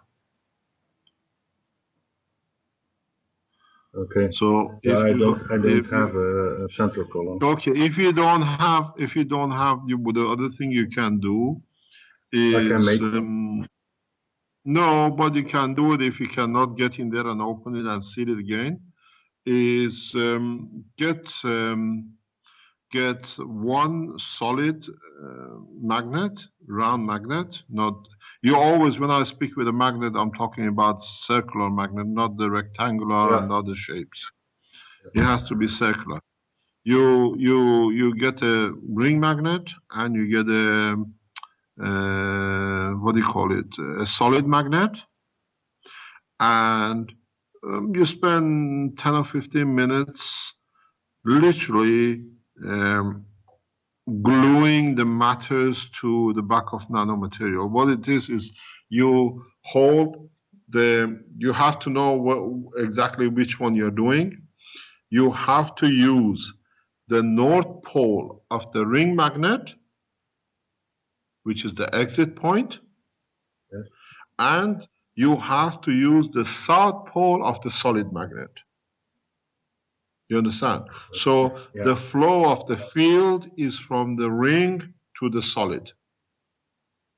And what you do, you rotate your hand very close to your reactor before even you mount it. When you're done, if you can dismount it or whatever, even if it's mounted, doesn't matter. Around your reactor, very, very slowly.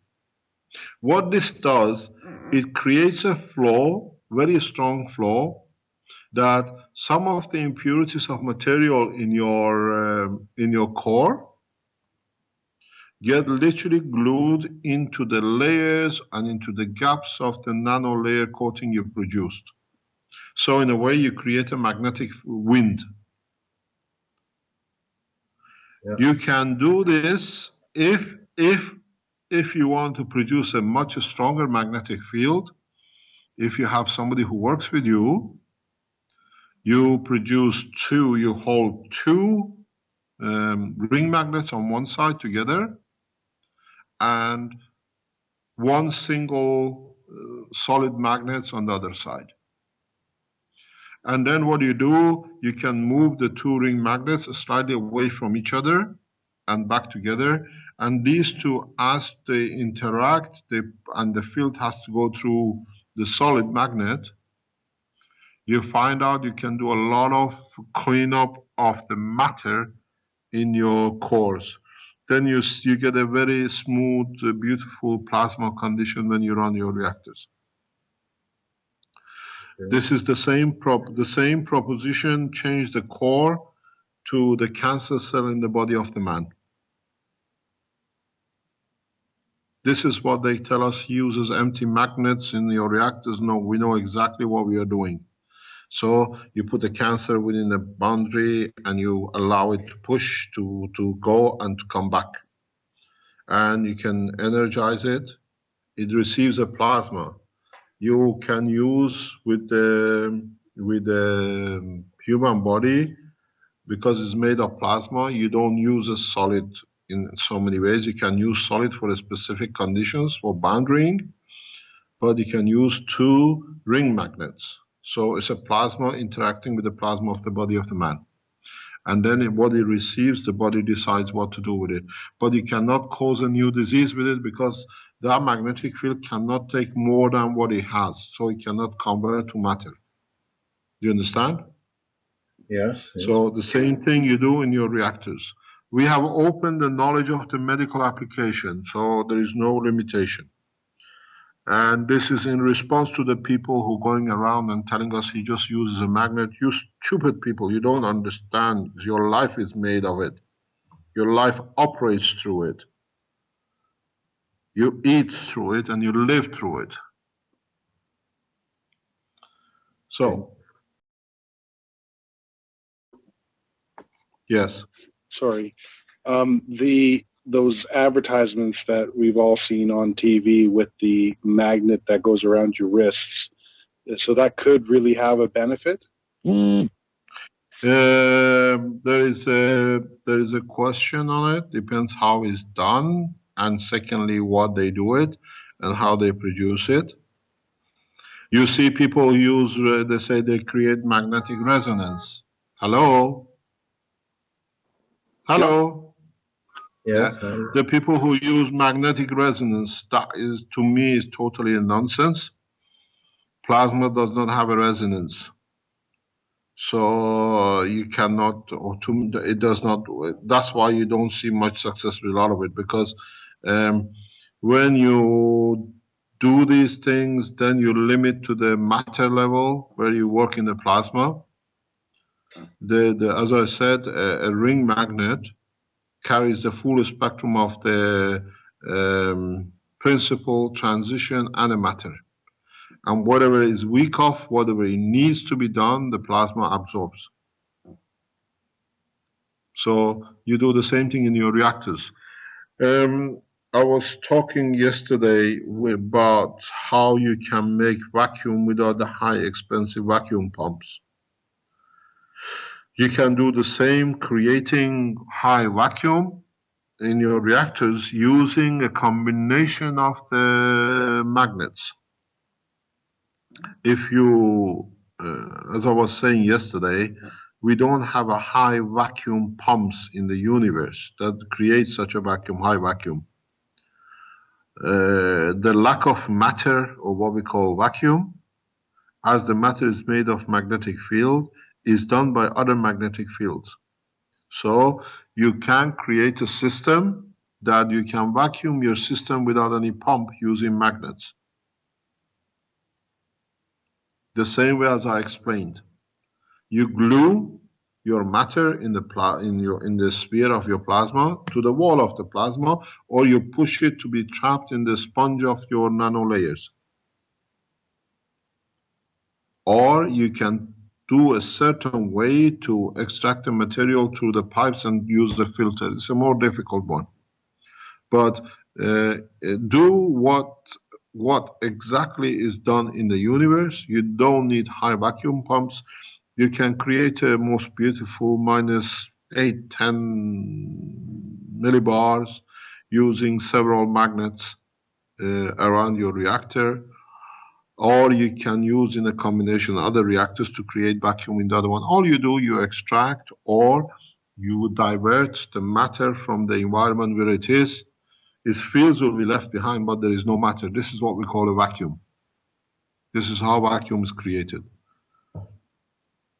Lack of matter or lack of magnetic field of the certain strength. So if you understood what I explained, we tried to make a video of it in the lab and put it on that you can understand. You can produce magnetic winds, and through the magnetic winds extract all the material. But there is something I have to explain.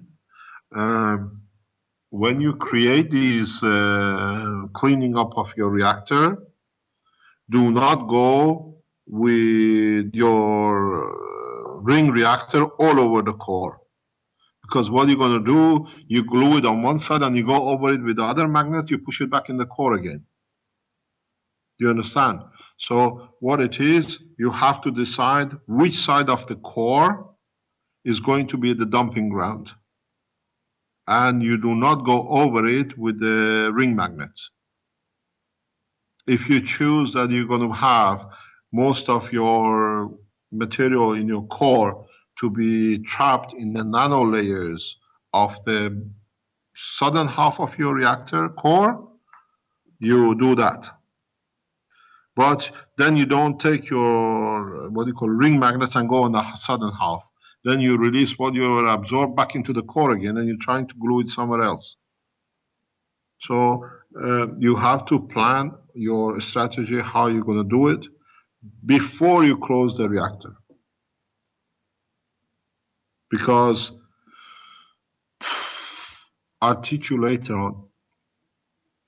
Part of the process, you can produce that one side of your, what you do literally, you coat your upper half 3 times, you coat your bottom half 4 times. So you use the lower layers to dump in any impurities in the core. That when you create a plasma, the magnetic field between the 3 cores outside are more or less the same. You get a homogeneous plasma sphere shape. So before you go to the phase of even finishing, you have to create a place. You have to place a dumping area. You have to storage, And in nanomaterial storage, in a gas state, the storage is done through the gaps and holes. You can use, for example, before you even start the first layer in your southern hemisphere, you use in your caustic materials like aluminium. You put your core, but you put some aluminum foil in it or some other material than your core into the caustic. That creates a different environment in the first layer. It creates a combination layer. That then you can use that combination layer in your hemisphere, southern hemisphere, as a dumping place. And then you allow your nano coating to be done on the top. I have aluminium foil and PET plastic. Who's speaking? Who's speaking? Hirt. Ah, good. Can I ask you, I was laughing yesterday about your reactor. Is that the one with the aluminium core? You got the aluminium core. No. Vince, is that you? Stainless steel that's mine. Yeah, that's mine. Okay, yeah. Just 1 second. I wanted to ask a question from Vince. Vince, is your reactor still in the caustic? No, they are in the second process. Is there any of it left? Because I could see it all bubbling up in your video. Yeah, exactly. I thought soon it'll be imaginary core.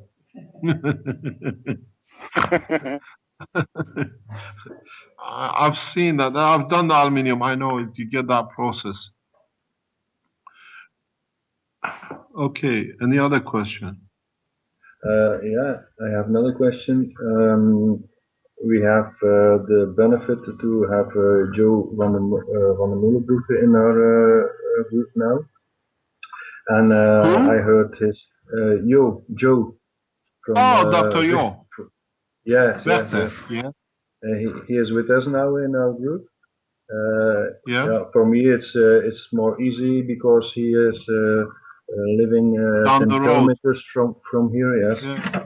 And I heard several stories from before with the Coma patient. And I think I understand now more how you build these simple reactors. And I think it's also with the use of a central magnet and nano-layering also, I think. Yes, yes, yes, yes. I heard you positioned the reactors on several corners of the room and turn them around and to position the plasma on the body of the patient. That's why what I could understand with all the lessons you gave on the workshops. Am I correct? In a way, yes, because as you know, Yo was present because Yo has a different talent and can bring different physical operation into the functioning of the body, and he was present. Actually, his daughter came once or twice as well. How we reversed the coma patient. He was one of the 4 medical people who supported us. And what do you call it? He's seen the whole process, how you can reverse coma. So he can give you a good indication. You have to understand the process. Once you understand the process, the working of the universe is the same, doesn't matter where you are. So I think if I remember, he's seen how we can transfer the functioning of the brain to the nerves of the jaw, and through it allow the brain to do repair, while we could control the physical hand and foot and movement of everything through the nerves of the jaw physically. If he explains to you, he's been there. It's been videoed. We made a video with him when he was there. But that is the total principle. This is the principle of understanding. Part of the process is people say, oh, you use a magnet or whatever. I keep on telling you in a very simple way, nanomaterials is part of the nanomaterial is part of when you clean a magnet before you put it in, your fingerprint on the magnet, where you put it, dictates what protein will be touched in the body. Do you understand? Yes. So if you understand the creation, so your fingerprint, the protein from your fingerprint has an effect on the magnet. This is why these people look for everything and say it's an empty magnet, because they don't understand the essence of creation. Yeah. So you can do the same thing in your reactors. You can do the same thing in your operation control of the reactors in space technology. You put as part of the fingerprint only of the protein of the, what do you call it, of the captain.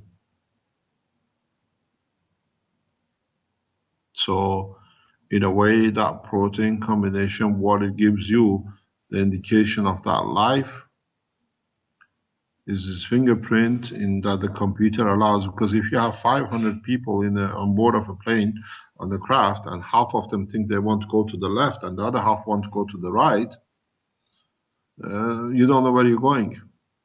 And if you don't have a physical control, you control your reactors by fingerprinting of the body of the, what do you call it, the amino acid of the man.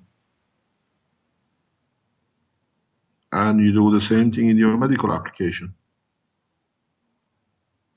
You have to understand the extent of the knowledge, and then you open it up in different ways. He told also that you used coffee pots and things from the hardware store. Now we are all looking for spheres. It's not always easy to get the right stuff. But example, when someone wants to build a simple reactor for medical use or something, is it also possible to make one in a cylinder shape in PVC or something? You can make it in any shape you like. You can make it in any shape. You see, what you think it will happen to you. You mentioned yo, and I hope you understand the reason I disclose is not trying to go into the private side of the life. Yo has he has a beautiful girl, a beautiful daughter. She is in university in Leuven, and she has fascinated me through her because she's been to see the coma patient. I took her up to study her structure. She's an extremely beautiful young girl, but she has a talent. She plays harp. And in her, from childhood, wanting to play harp, and the love she has to play, she plays harp gorgeously. Because with Yo, I have a private, connection as well with the family. We meet each other, and over her life, there has never been a harp player in the family. So from childhood, in wanting to play harp, and the harp being a big body instrument, in one generation, she has managed to change a lot of her features to be able to handle such a huge instrument. Her fingers has changed, her arm length has changed, her face and her body structure has changed that a young lady can support such a heavy, big instrument because she has to carry it as well as reaching the far last string on it.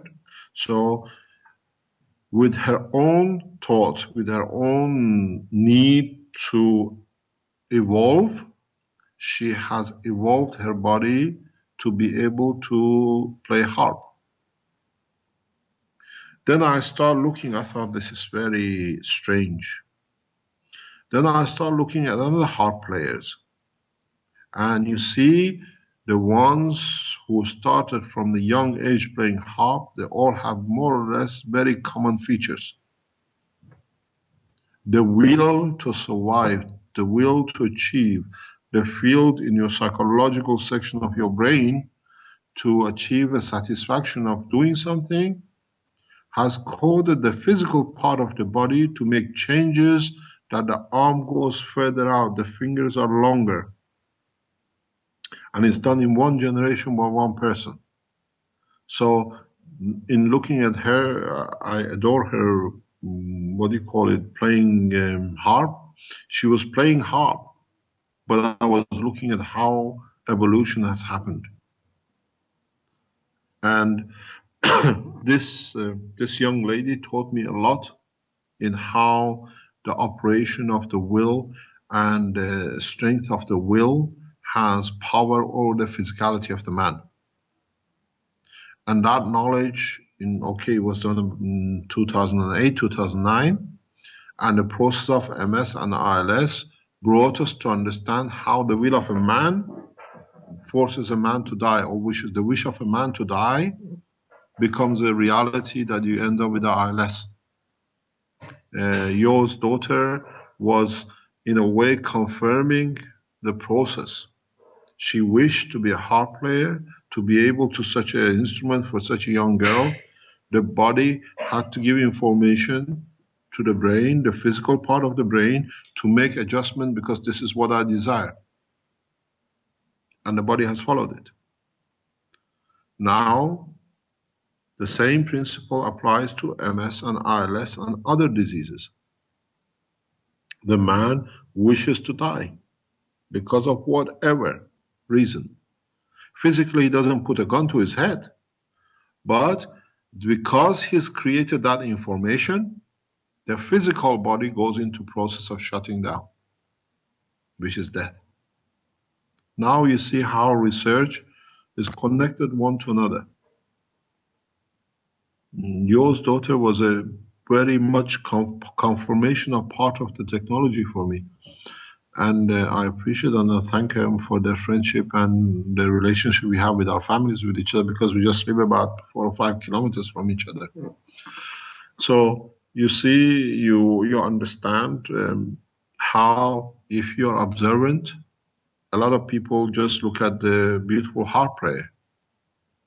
I looked what caused that change, and now the research has come to the MS and ALS. We understand now. You add the ALS, what do you call it, the wishes of the death, with the conversion of the carbon in amino acid for MS. Then you see the brain has created a certain gravitational magnetic field, which comes through through the same process of the producing a gas into a GANs. So when your nerves is isolated, there is no disease we call MS. Your nano structure of your amino acid is in a diamond structure. From diamond to become carbon, you have to orientate in a slightly different way, crystal structure, and that means releasing some magnetic gravitational field. So to become carbon, to become a conductor, to lead to MS, your wish in your psychological part of your brain must have created the condition of withdrawal, reduction in energy. And when do you wish to reduce energy? When you want to die. Then you understand how reduction in the psychological part of the brain, or you're in pain, you can't handle it, the reasons are there. Then you see how you end up with MS. We haven't been successful in all of our MS trials, in all our trials. We are very open about it. I always say to even to people around here, even in my business life, we are 95% we fail, but the 5% we succeed, we learn enough to add to it. So you understand, you wish, your lack of confidence, your lack of wanting to live, but still connection to life, you create energy absorption or reduction in your brain. So the brain, instead of producing diamond structure carbon in your amino acid, it produces graphite, or changes the diamond to graphite. And then you get MS. All you need to do two things. You go back to the physical part, you push the levels up, or psychologically you find out where the problem is, that the person can do the change and produce, give instruction internally to the physical side that the carbons in this level have to be in the diamond structure level energy magnetic field and not graphite. So when it's done that, then you talk, you walk, and everything else, because there is no leakage anymore of the information which is energy going from your brain to the organ, then your MS is out.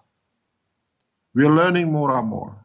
If they take me to court to say the condition of the medical is crook or a fraud, I will put such a thing out that all the doctors will resign to be doctors and shows that are all crooks signed up to nothing. Because the science of the medical side is so solid.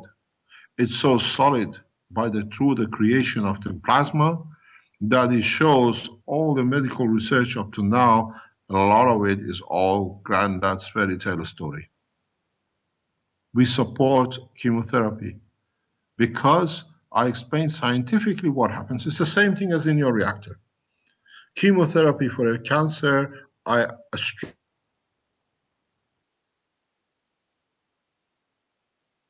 the material they give can destroy, can give enough energy that the cancer cell dies. But one of the problems, they are making it more targeted cancer. But at the end, when we cannot do at the moment, these chemicals, which are absorbed into the digestion system, into the blood, they release a huge amount of energy into the body system. It's like you eating like dates, if you understand, between the warm and cold food. Yeah, you release huge amount of energy into the digestion system. These energies literally have to be given somewhere. In your lymph, these energies are given to your cells. So what happens when you give energy to a cell? What happens when you blow air into the balloon? It expands.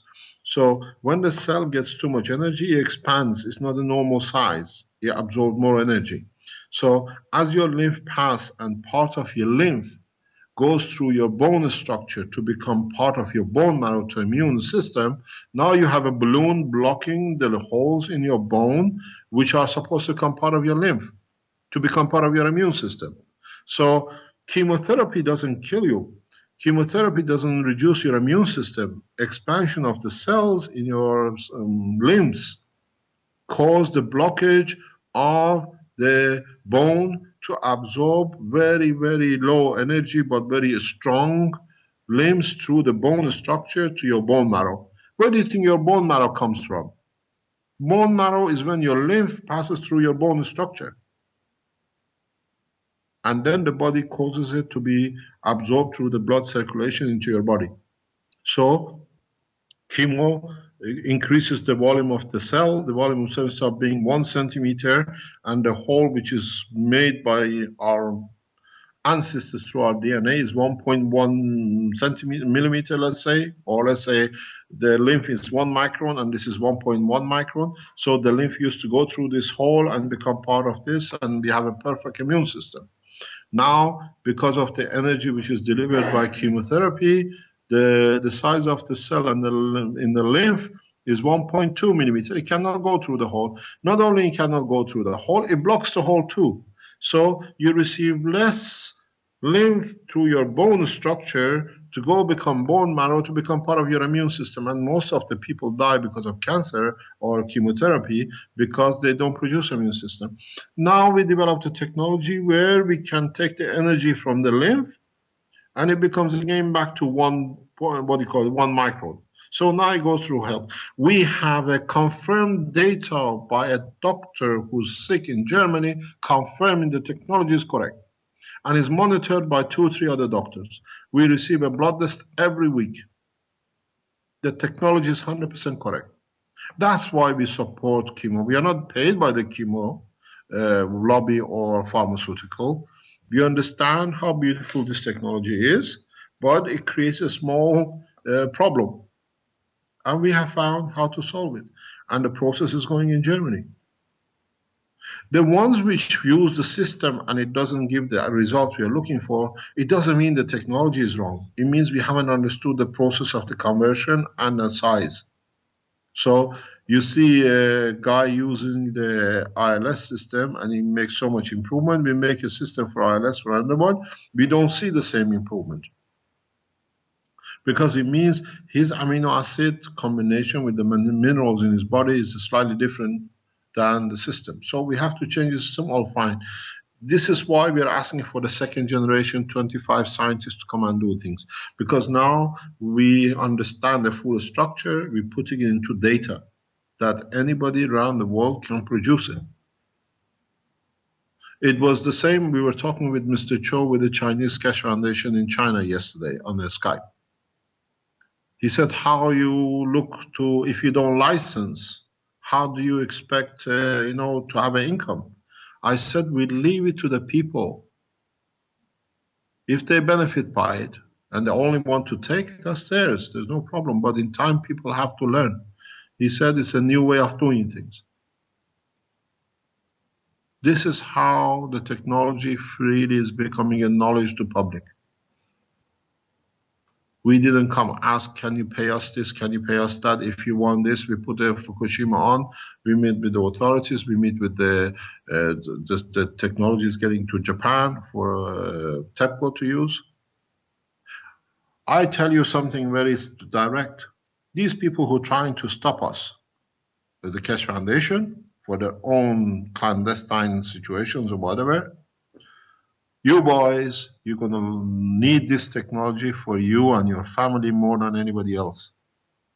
When you cry to save your own lives, you stop the technology, you have to surrender to your meager life. Support us, we support the human race. Instead of going through all these, we know what you're writing, we see what you're doing. We knew the picture before you put it on the net, days before, weeks before, months before. People inside you telling us what's happening, not people from outside. People closest to you, which is your own soul, gives the information away before you physically open your mouth. This is what I thought to people here. In a space, you come across things which to you are used to physicality. The only way you know there is another being in your presence is when your magnetic gravitational field of your body interacts with the field which they carry out their existence, and then you know the presence. Thou shalt not steal and thou shalt not kill. When you plan and you work this way, we are aware of it. We are within you and amongst you. And the spy to you is your own soul. So stop this stupid process, understand what it is, and collaborate to help the others. As the knowledge seekers told you this morning, they've seen how easily by principle you can produce gold. One neutron. Any questions? Thank you. Mr. Keshe? Yes? Hello? This is James. Professor Gao has joined us, so I just want to introduce you to him. He's the professor at the Beihang University in China, one of the top aerospace aeronautic university in China. So please say hello to Professor Gao. Good morning, or good afternoon to you, Professor. Yeah, I'm very glad to be here.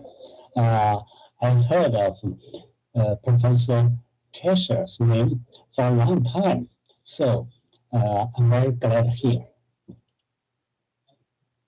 Okay, do you hear me? Yes, thank you very much for your presence. I would like to extend our hand to you and your university and the Chinese Aerospace to join us to develop this space technology. Maybe you can carry this hand of friendship from the foundation to your government, that through your connections, we open our doors. You can bring your scientists into us, or we come to you to collaborate to do this technology together. Yes, I think the cooperation between us would be give us mutual benefit and benefits all human beings. I think if you speak to Mr. Cho, I've been to China, I met with your officials and leading group about 6 years ago. I'm prepared to come back and collaborate with you, or if you like to join us here in Italy, for us as two groups to be able to develop this space technology for all aspects with your government and with your university. Yeah, I would do my better to make these things possible. The cooperation, I will report to my leaders. Mr. Cho knows that one of our members of the Knowledge Seekers panels is coming to Japan. She'll be there by the end of this month.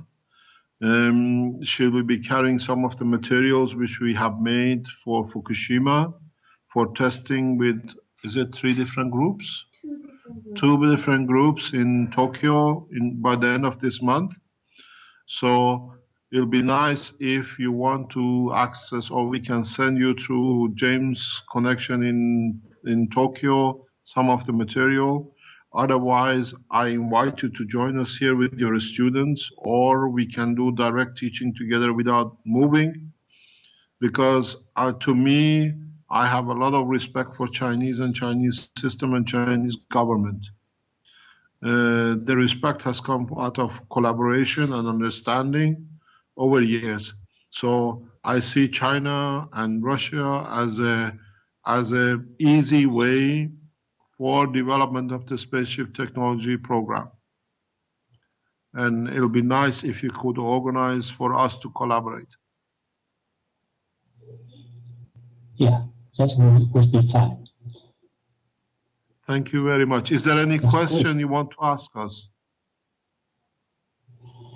No, right now I have no problem. Thank you. Thank you very much indeed, Professor. We speak later on, James, to sort things out. Yes, we'll do that. I will contact you again. Yes, hello, can you hear me? Yes, I can hear you. Okay, James. I will. Yes, Thanks. Thank you very much. James, I send you the, can you hear me? I send you the Taiwanese group that you can access to them and get their patents to be released worldwide immediately. Okay, please do that. And I'll contact them. Yeah, we'll talk later on. I'll call you back later on. No problem. Thanks. Thank you very much for yesterday. It was wonderful. Yes, you're welcome. Okay, very good. Thanks. Thank you very much. Is there any other questions?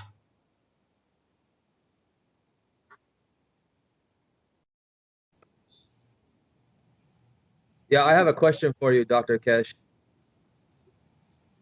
Can you hear me? Listening. I'm listening, yes. Okay. You've coated a lot of different materials with the nano coating. Have you tried coating crystals?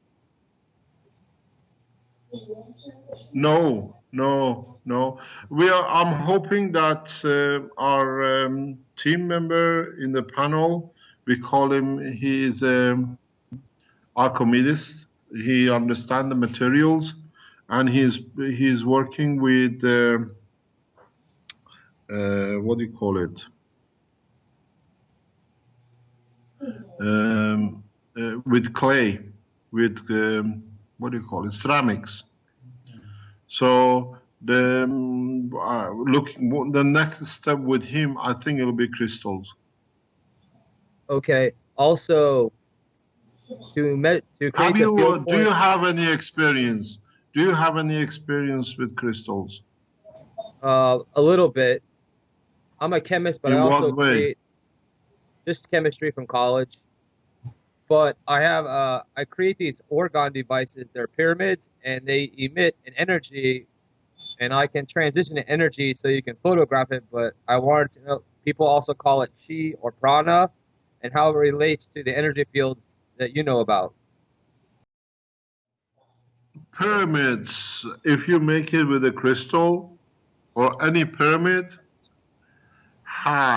if you put 2 pyramids together back to back, you get very much near structure of diamond structure, crystal. If you do it the right way, if you understand the positioning of it. So pyramids have an energy release or absorption. If you understood the structure of their material when it converts from the gas to a GANs. I understand that. It depends how you make your crystal. Your pyramid can become a GANs or can become a matter. Then it releases or absorbs energy from its environment, and that energy, due to the structure, the shape of the structure of the crystal lattice of your pyramid, this is what a lot of people don't understand, and they say pyramid does this and that.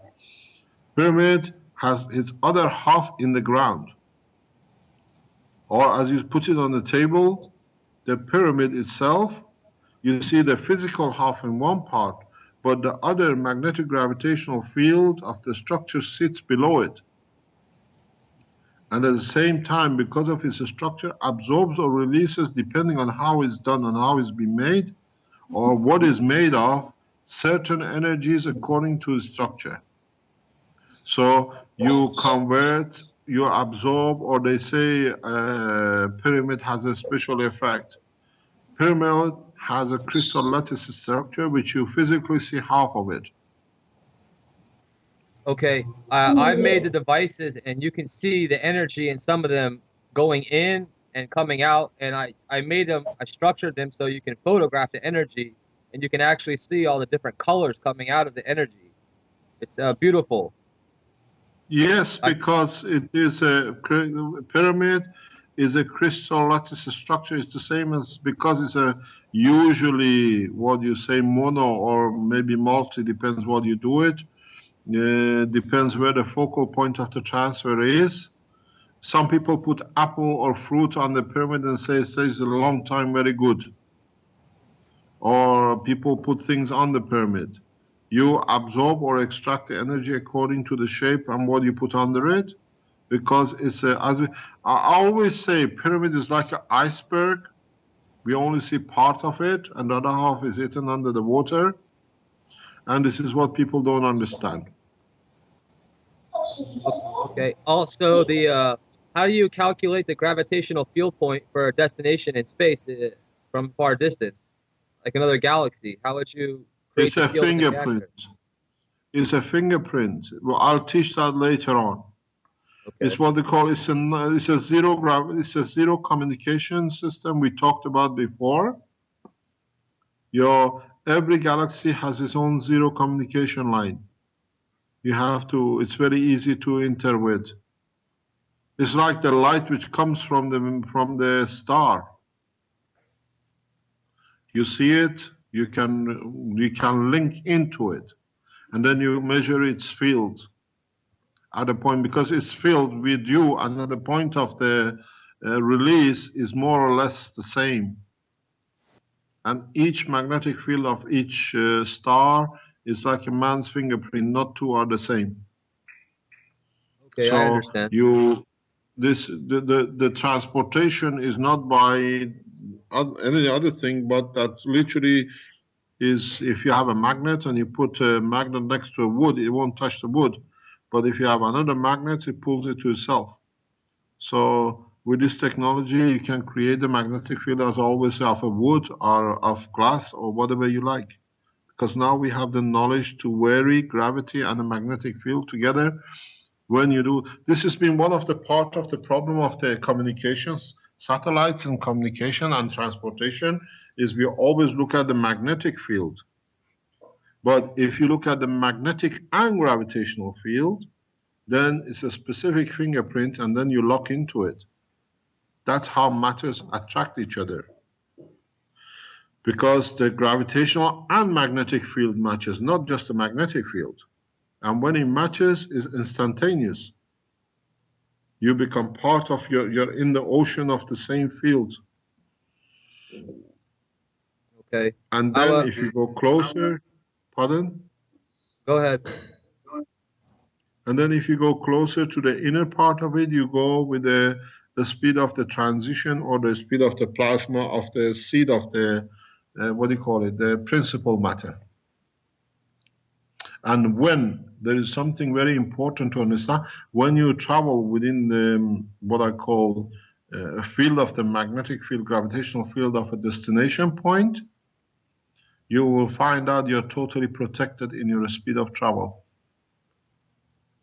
So okay, also, carry on. I had a near-death experience a few years ago, and I got to cross over to the other side, like people say. And ever since then, I have certain ESP abilities, and I can access that point in my head with the gravitational field from the emotional mind.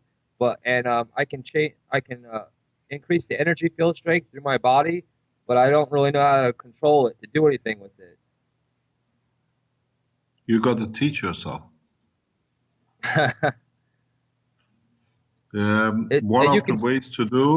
One of the ways to do, if you got a crystal and you say you work with the crystals and the pyramid,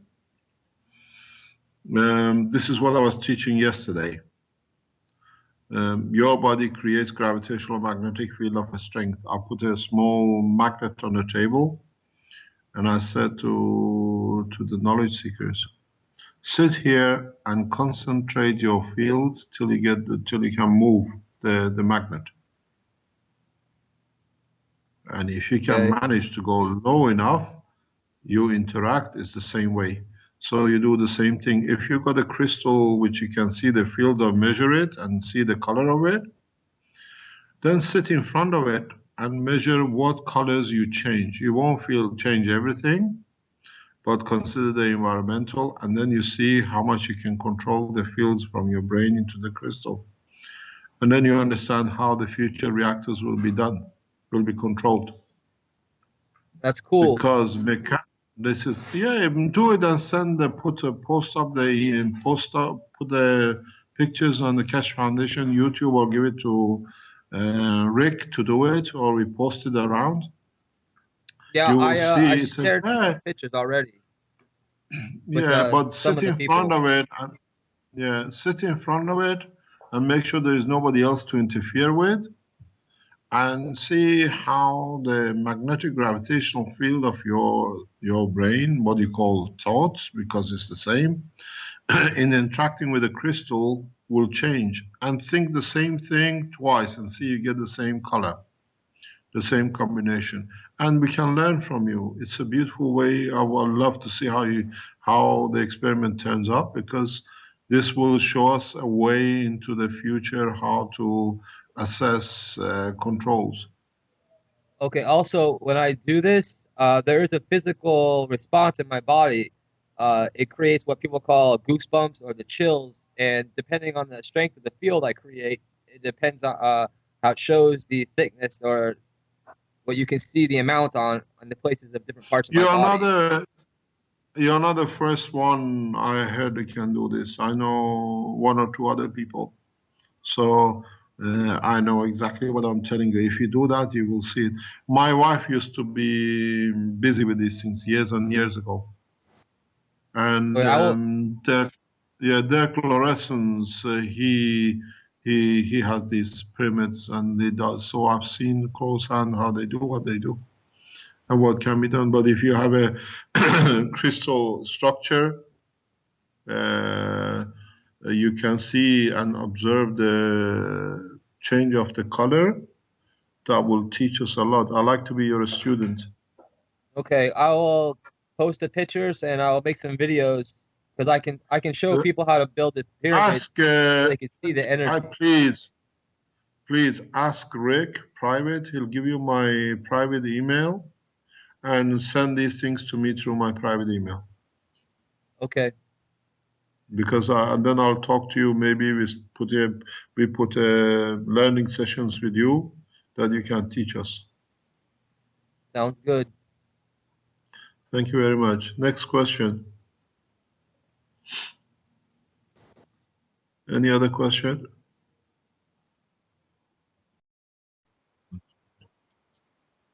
Okay. So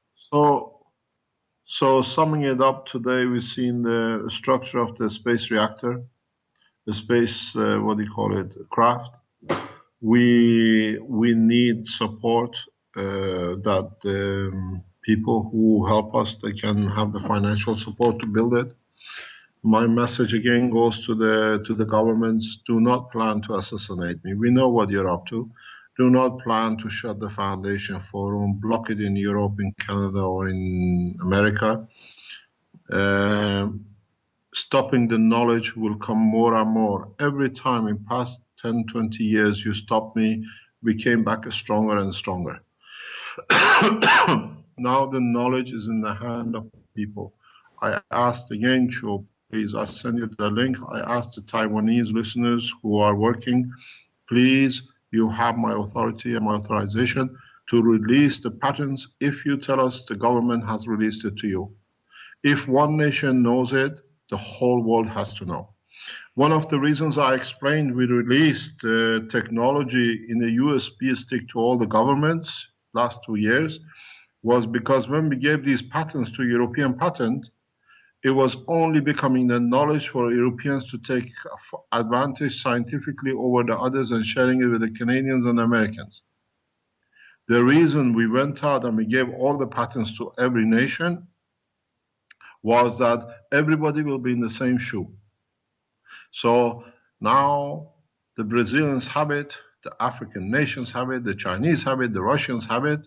So there is no abuse of knowledge and technology.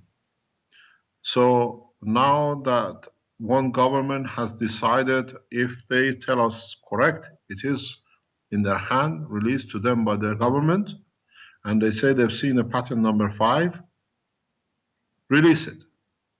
Then the whole world can work the same as you and we work together. And if you don't receive the release, I authorize the people who in the background holding our patents for security reasons, they release it if anything happens to me, to release it within coming time. So we gave the governments a 1.5 year headline, head time. Now everybody else has it. So it's better to come from them than coming from the foundation. We are not here to fight the system, we are here to collaborate with the system. And what I ask the foundation needs, if they close the account of the foundation in Holland, organize an account that it can support the building of the spaceship craft. We gave the option to Boeing long time ago. I gave you the name, Mr. Benhoff. Dallas Benhoff. He's a senior key man in connection between NASA and Boeing for production of the crafts. I've asked him to join us or bring the Boeing in because the knowledge sitting with Boeing, with the European, aircraft industry, we can produce these crafts literally a matter of months. Then we all share the same knowledge. There's no competition between one to another. The market is so big that collaboration will bring more fruits. Now you're building aircrafts. Are people in Boeing, in Airbus, in Lockheed Martin, in China, to take people, a few people, from Moscow to Washington, from London to Tenerife. Collaborate with us when you make crafts with much more people, much more passenger, more wealth for you, for excursion to the moon, excursion to the Mars and the other planet. This technology is not a threat to no pharmaceutical, to no aircraft, to no military. This is an addition to the man's knowledge. If you don't understand it, you're too short-sighted. So maybe we produce one craft for you lot to be the first passengers. As I've said before, you're fighting for a corner of a land. We give you a galaxy to rule, but your lifetime is very short. Any other question? There was a question from Ad Foth on our Skype. It says, Rick, can you ask that in creating the first carbon sp2 nanolayer, the process of the caustic liquid produces EUV, let's say like in the lungs? It depends what you put in there. In the system we are using, we sometimes add caustic plus potassium. In the Coca-Cola bottle is slightly different because of the shape and the carbon which is released by the CH bond in the plastic. In that, you don't need the EUV as such. The process is very simple. Your electrodes in the Coca-Cola bottle behave like gravitational field attraction points. So in that process, the gravitational field attraction of the copper in the layers, if you do it the right way, matches the carbon in the neck of the Coca-Cola bottle, and he extracts it because the two fields match. That's why sometimes you use a Coca-Cola bottle and you see no loss of the head, and in some cases you can. Because in the layer which you produce, because as you produce nano layers, each layer on top of another layer is exactly like the gas layers in your reactor. As you put more hydrogen, you create another layer of plasma of a hydrogen, but it's not the same as the first one. So it stays as a different layer. And these layers create different gravitational magnetic field.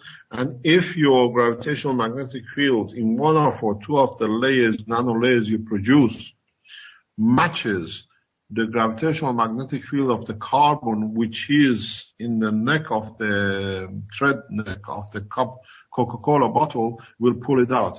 That's how you do the disassociation. Not with caustic, but with the gravitational magnetic field which is created on the layers of electrode. You look at the wrong way. If the reason we use Coca-Cola bottle and it doesn't happen with others is very much like a steel. You can make a steel, but if you roll it in different way and mix it in different materials, you get a stainless steel. It's the same thing. It's the way the compression is created on a Coca-Cola bottle on the thread end allows to the crystal structure of the carbon is very much matching to one of the layers in the copper electrodes, nano layers. So you get the absorption. That's why if you read the report of the IMAC, it says they see clusters. Where you see the clusters, somewhere in the layer of your nanomaterials on the copper electrode, the gravitational magnetic field of the carbon matching to the neck of the Coca-Cola bottle is created, and they're all attracted to one position. The same as we said, create the gravitational magnetic field of the destination planet, you get absorbed to it. This is a good example of it in a micro and a macro level. There is no magic. You got to understand the carbon just doesn't jump from one to another. Your layers, because of the layering, when you can see a nano layer, when you see a dark matter on your electrode, is thousands and thousands and thousands of layers that you can physically see it. One nano layer cannot be seen by a naked eye. So when you create thousands and thousands of layers, magnetic fields on top of each other, you literally do one thing. Get a stick, put 20, 30, 40 ring magnets in it. And then when you push one, you see the whole move to create a position accommodation. Or if you push it together in a very tight pack, you see they absorb different matters to themselves. You can do this with the ring magnets. I've done it. So you create a cluster of carbon on your electrode, as is in the report of the IMAC, not by nuclear material, not by radiation. It's literally your layers create gravitational magnetic fields of the crystal structure of the carbon in the neck, which is very much in resin, very much near to each other. So it pulls out the carbon out onto it, releases atomic hydrogen, and you see your thread is disappearing. So part of it's literally like you put a dust of iron on a table and bring a magnet. When you get to a certain field near enough, the dust, part of it, come absorb. Now you create that magnetic gravitation for the carbon on your nano layers as they compress between each other. Because there are different layers and they produce it. That's how you extract it. If you create another layer, which you have to use aluminium, you'll find out you'll have clusters of hydrogen, atomic hydrogen on your electrodes. Test it, you understand the process. Don't look at the physicality. Any other question? Hello, are we finished? Quiet out there. Yeah. Maybe we should let you go at this point. Yes. Delivered a lot of information that time around as well. Yeah, we will start releasing now. There is 8 of them. The thing is, if I don't tell you the correct way, and this the team of knowledge seekers put knowledge outside and it's half cooked, it can be dangerous. As an old Indian says, "Nim hakim khatar jad," which means this old Indian proverb, which means half doctor is dangerous to life because he knows half of the knowledge. That's why we teach the knowledge fully and try to explain to understand. While you were having the workshop, we received certain information which we brought, and on what we were going to part of, or partially what we were going to do next week to this week. First of all, we asked the Taiwanese to release the patents they are in possession because it's the rest of the world can have it. It's come from people to people. If I do it, they say he's done to oppose the governments. But if the government has released it to its nationals, the nationals now are equal around the world. They can release it to the other people. Second thing was the confirmation of stop planning to kill me. You might get me to a court, you might get me to get to prison, but you cannot touch the Prophet of God. No way, under no circumstances. Curse be on your family and your blood if you think that way. And the curse of God goes for 2,000 years on the tribe of Moses. It will not be short. The message is very, very clear. So we plan, we go for the, what do you call it? For the development of the spacecraft. In my emails, in my workshop, and on the forum, we have asked from scientists from India, from Iran, from Israel, from Palestinians, from Chinese.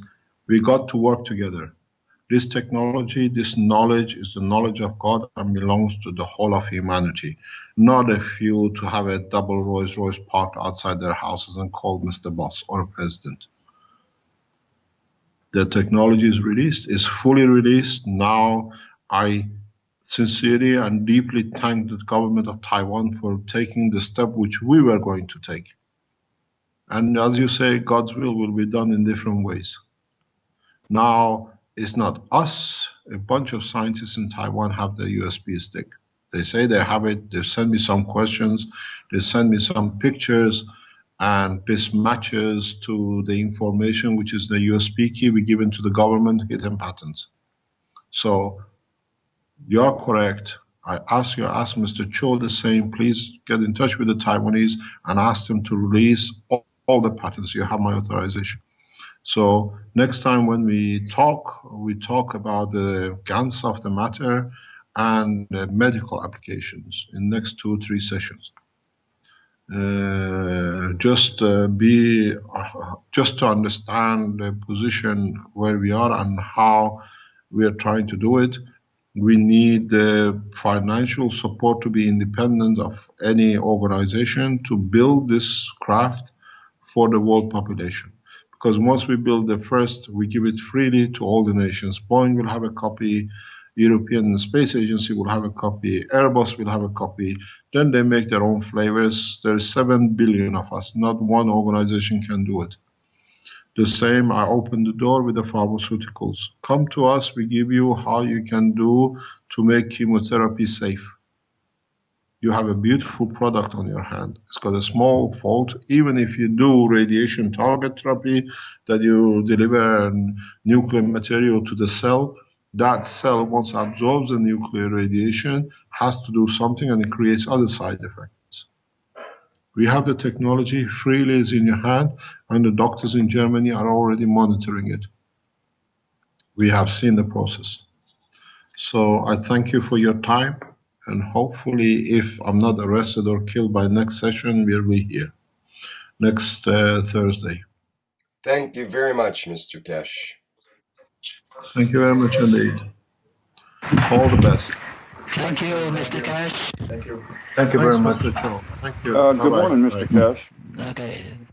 Good morning to you. Bye.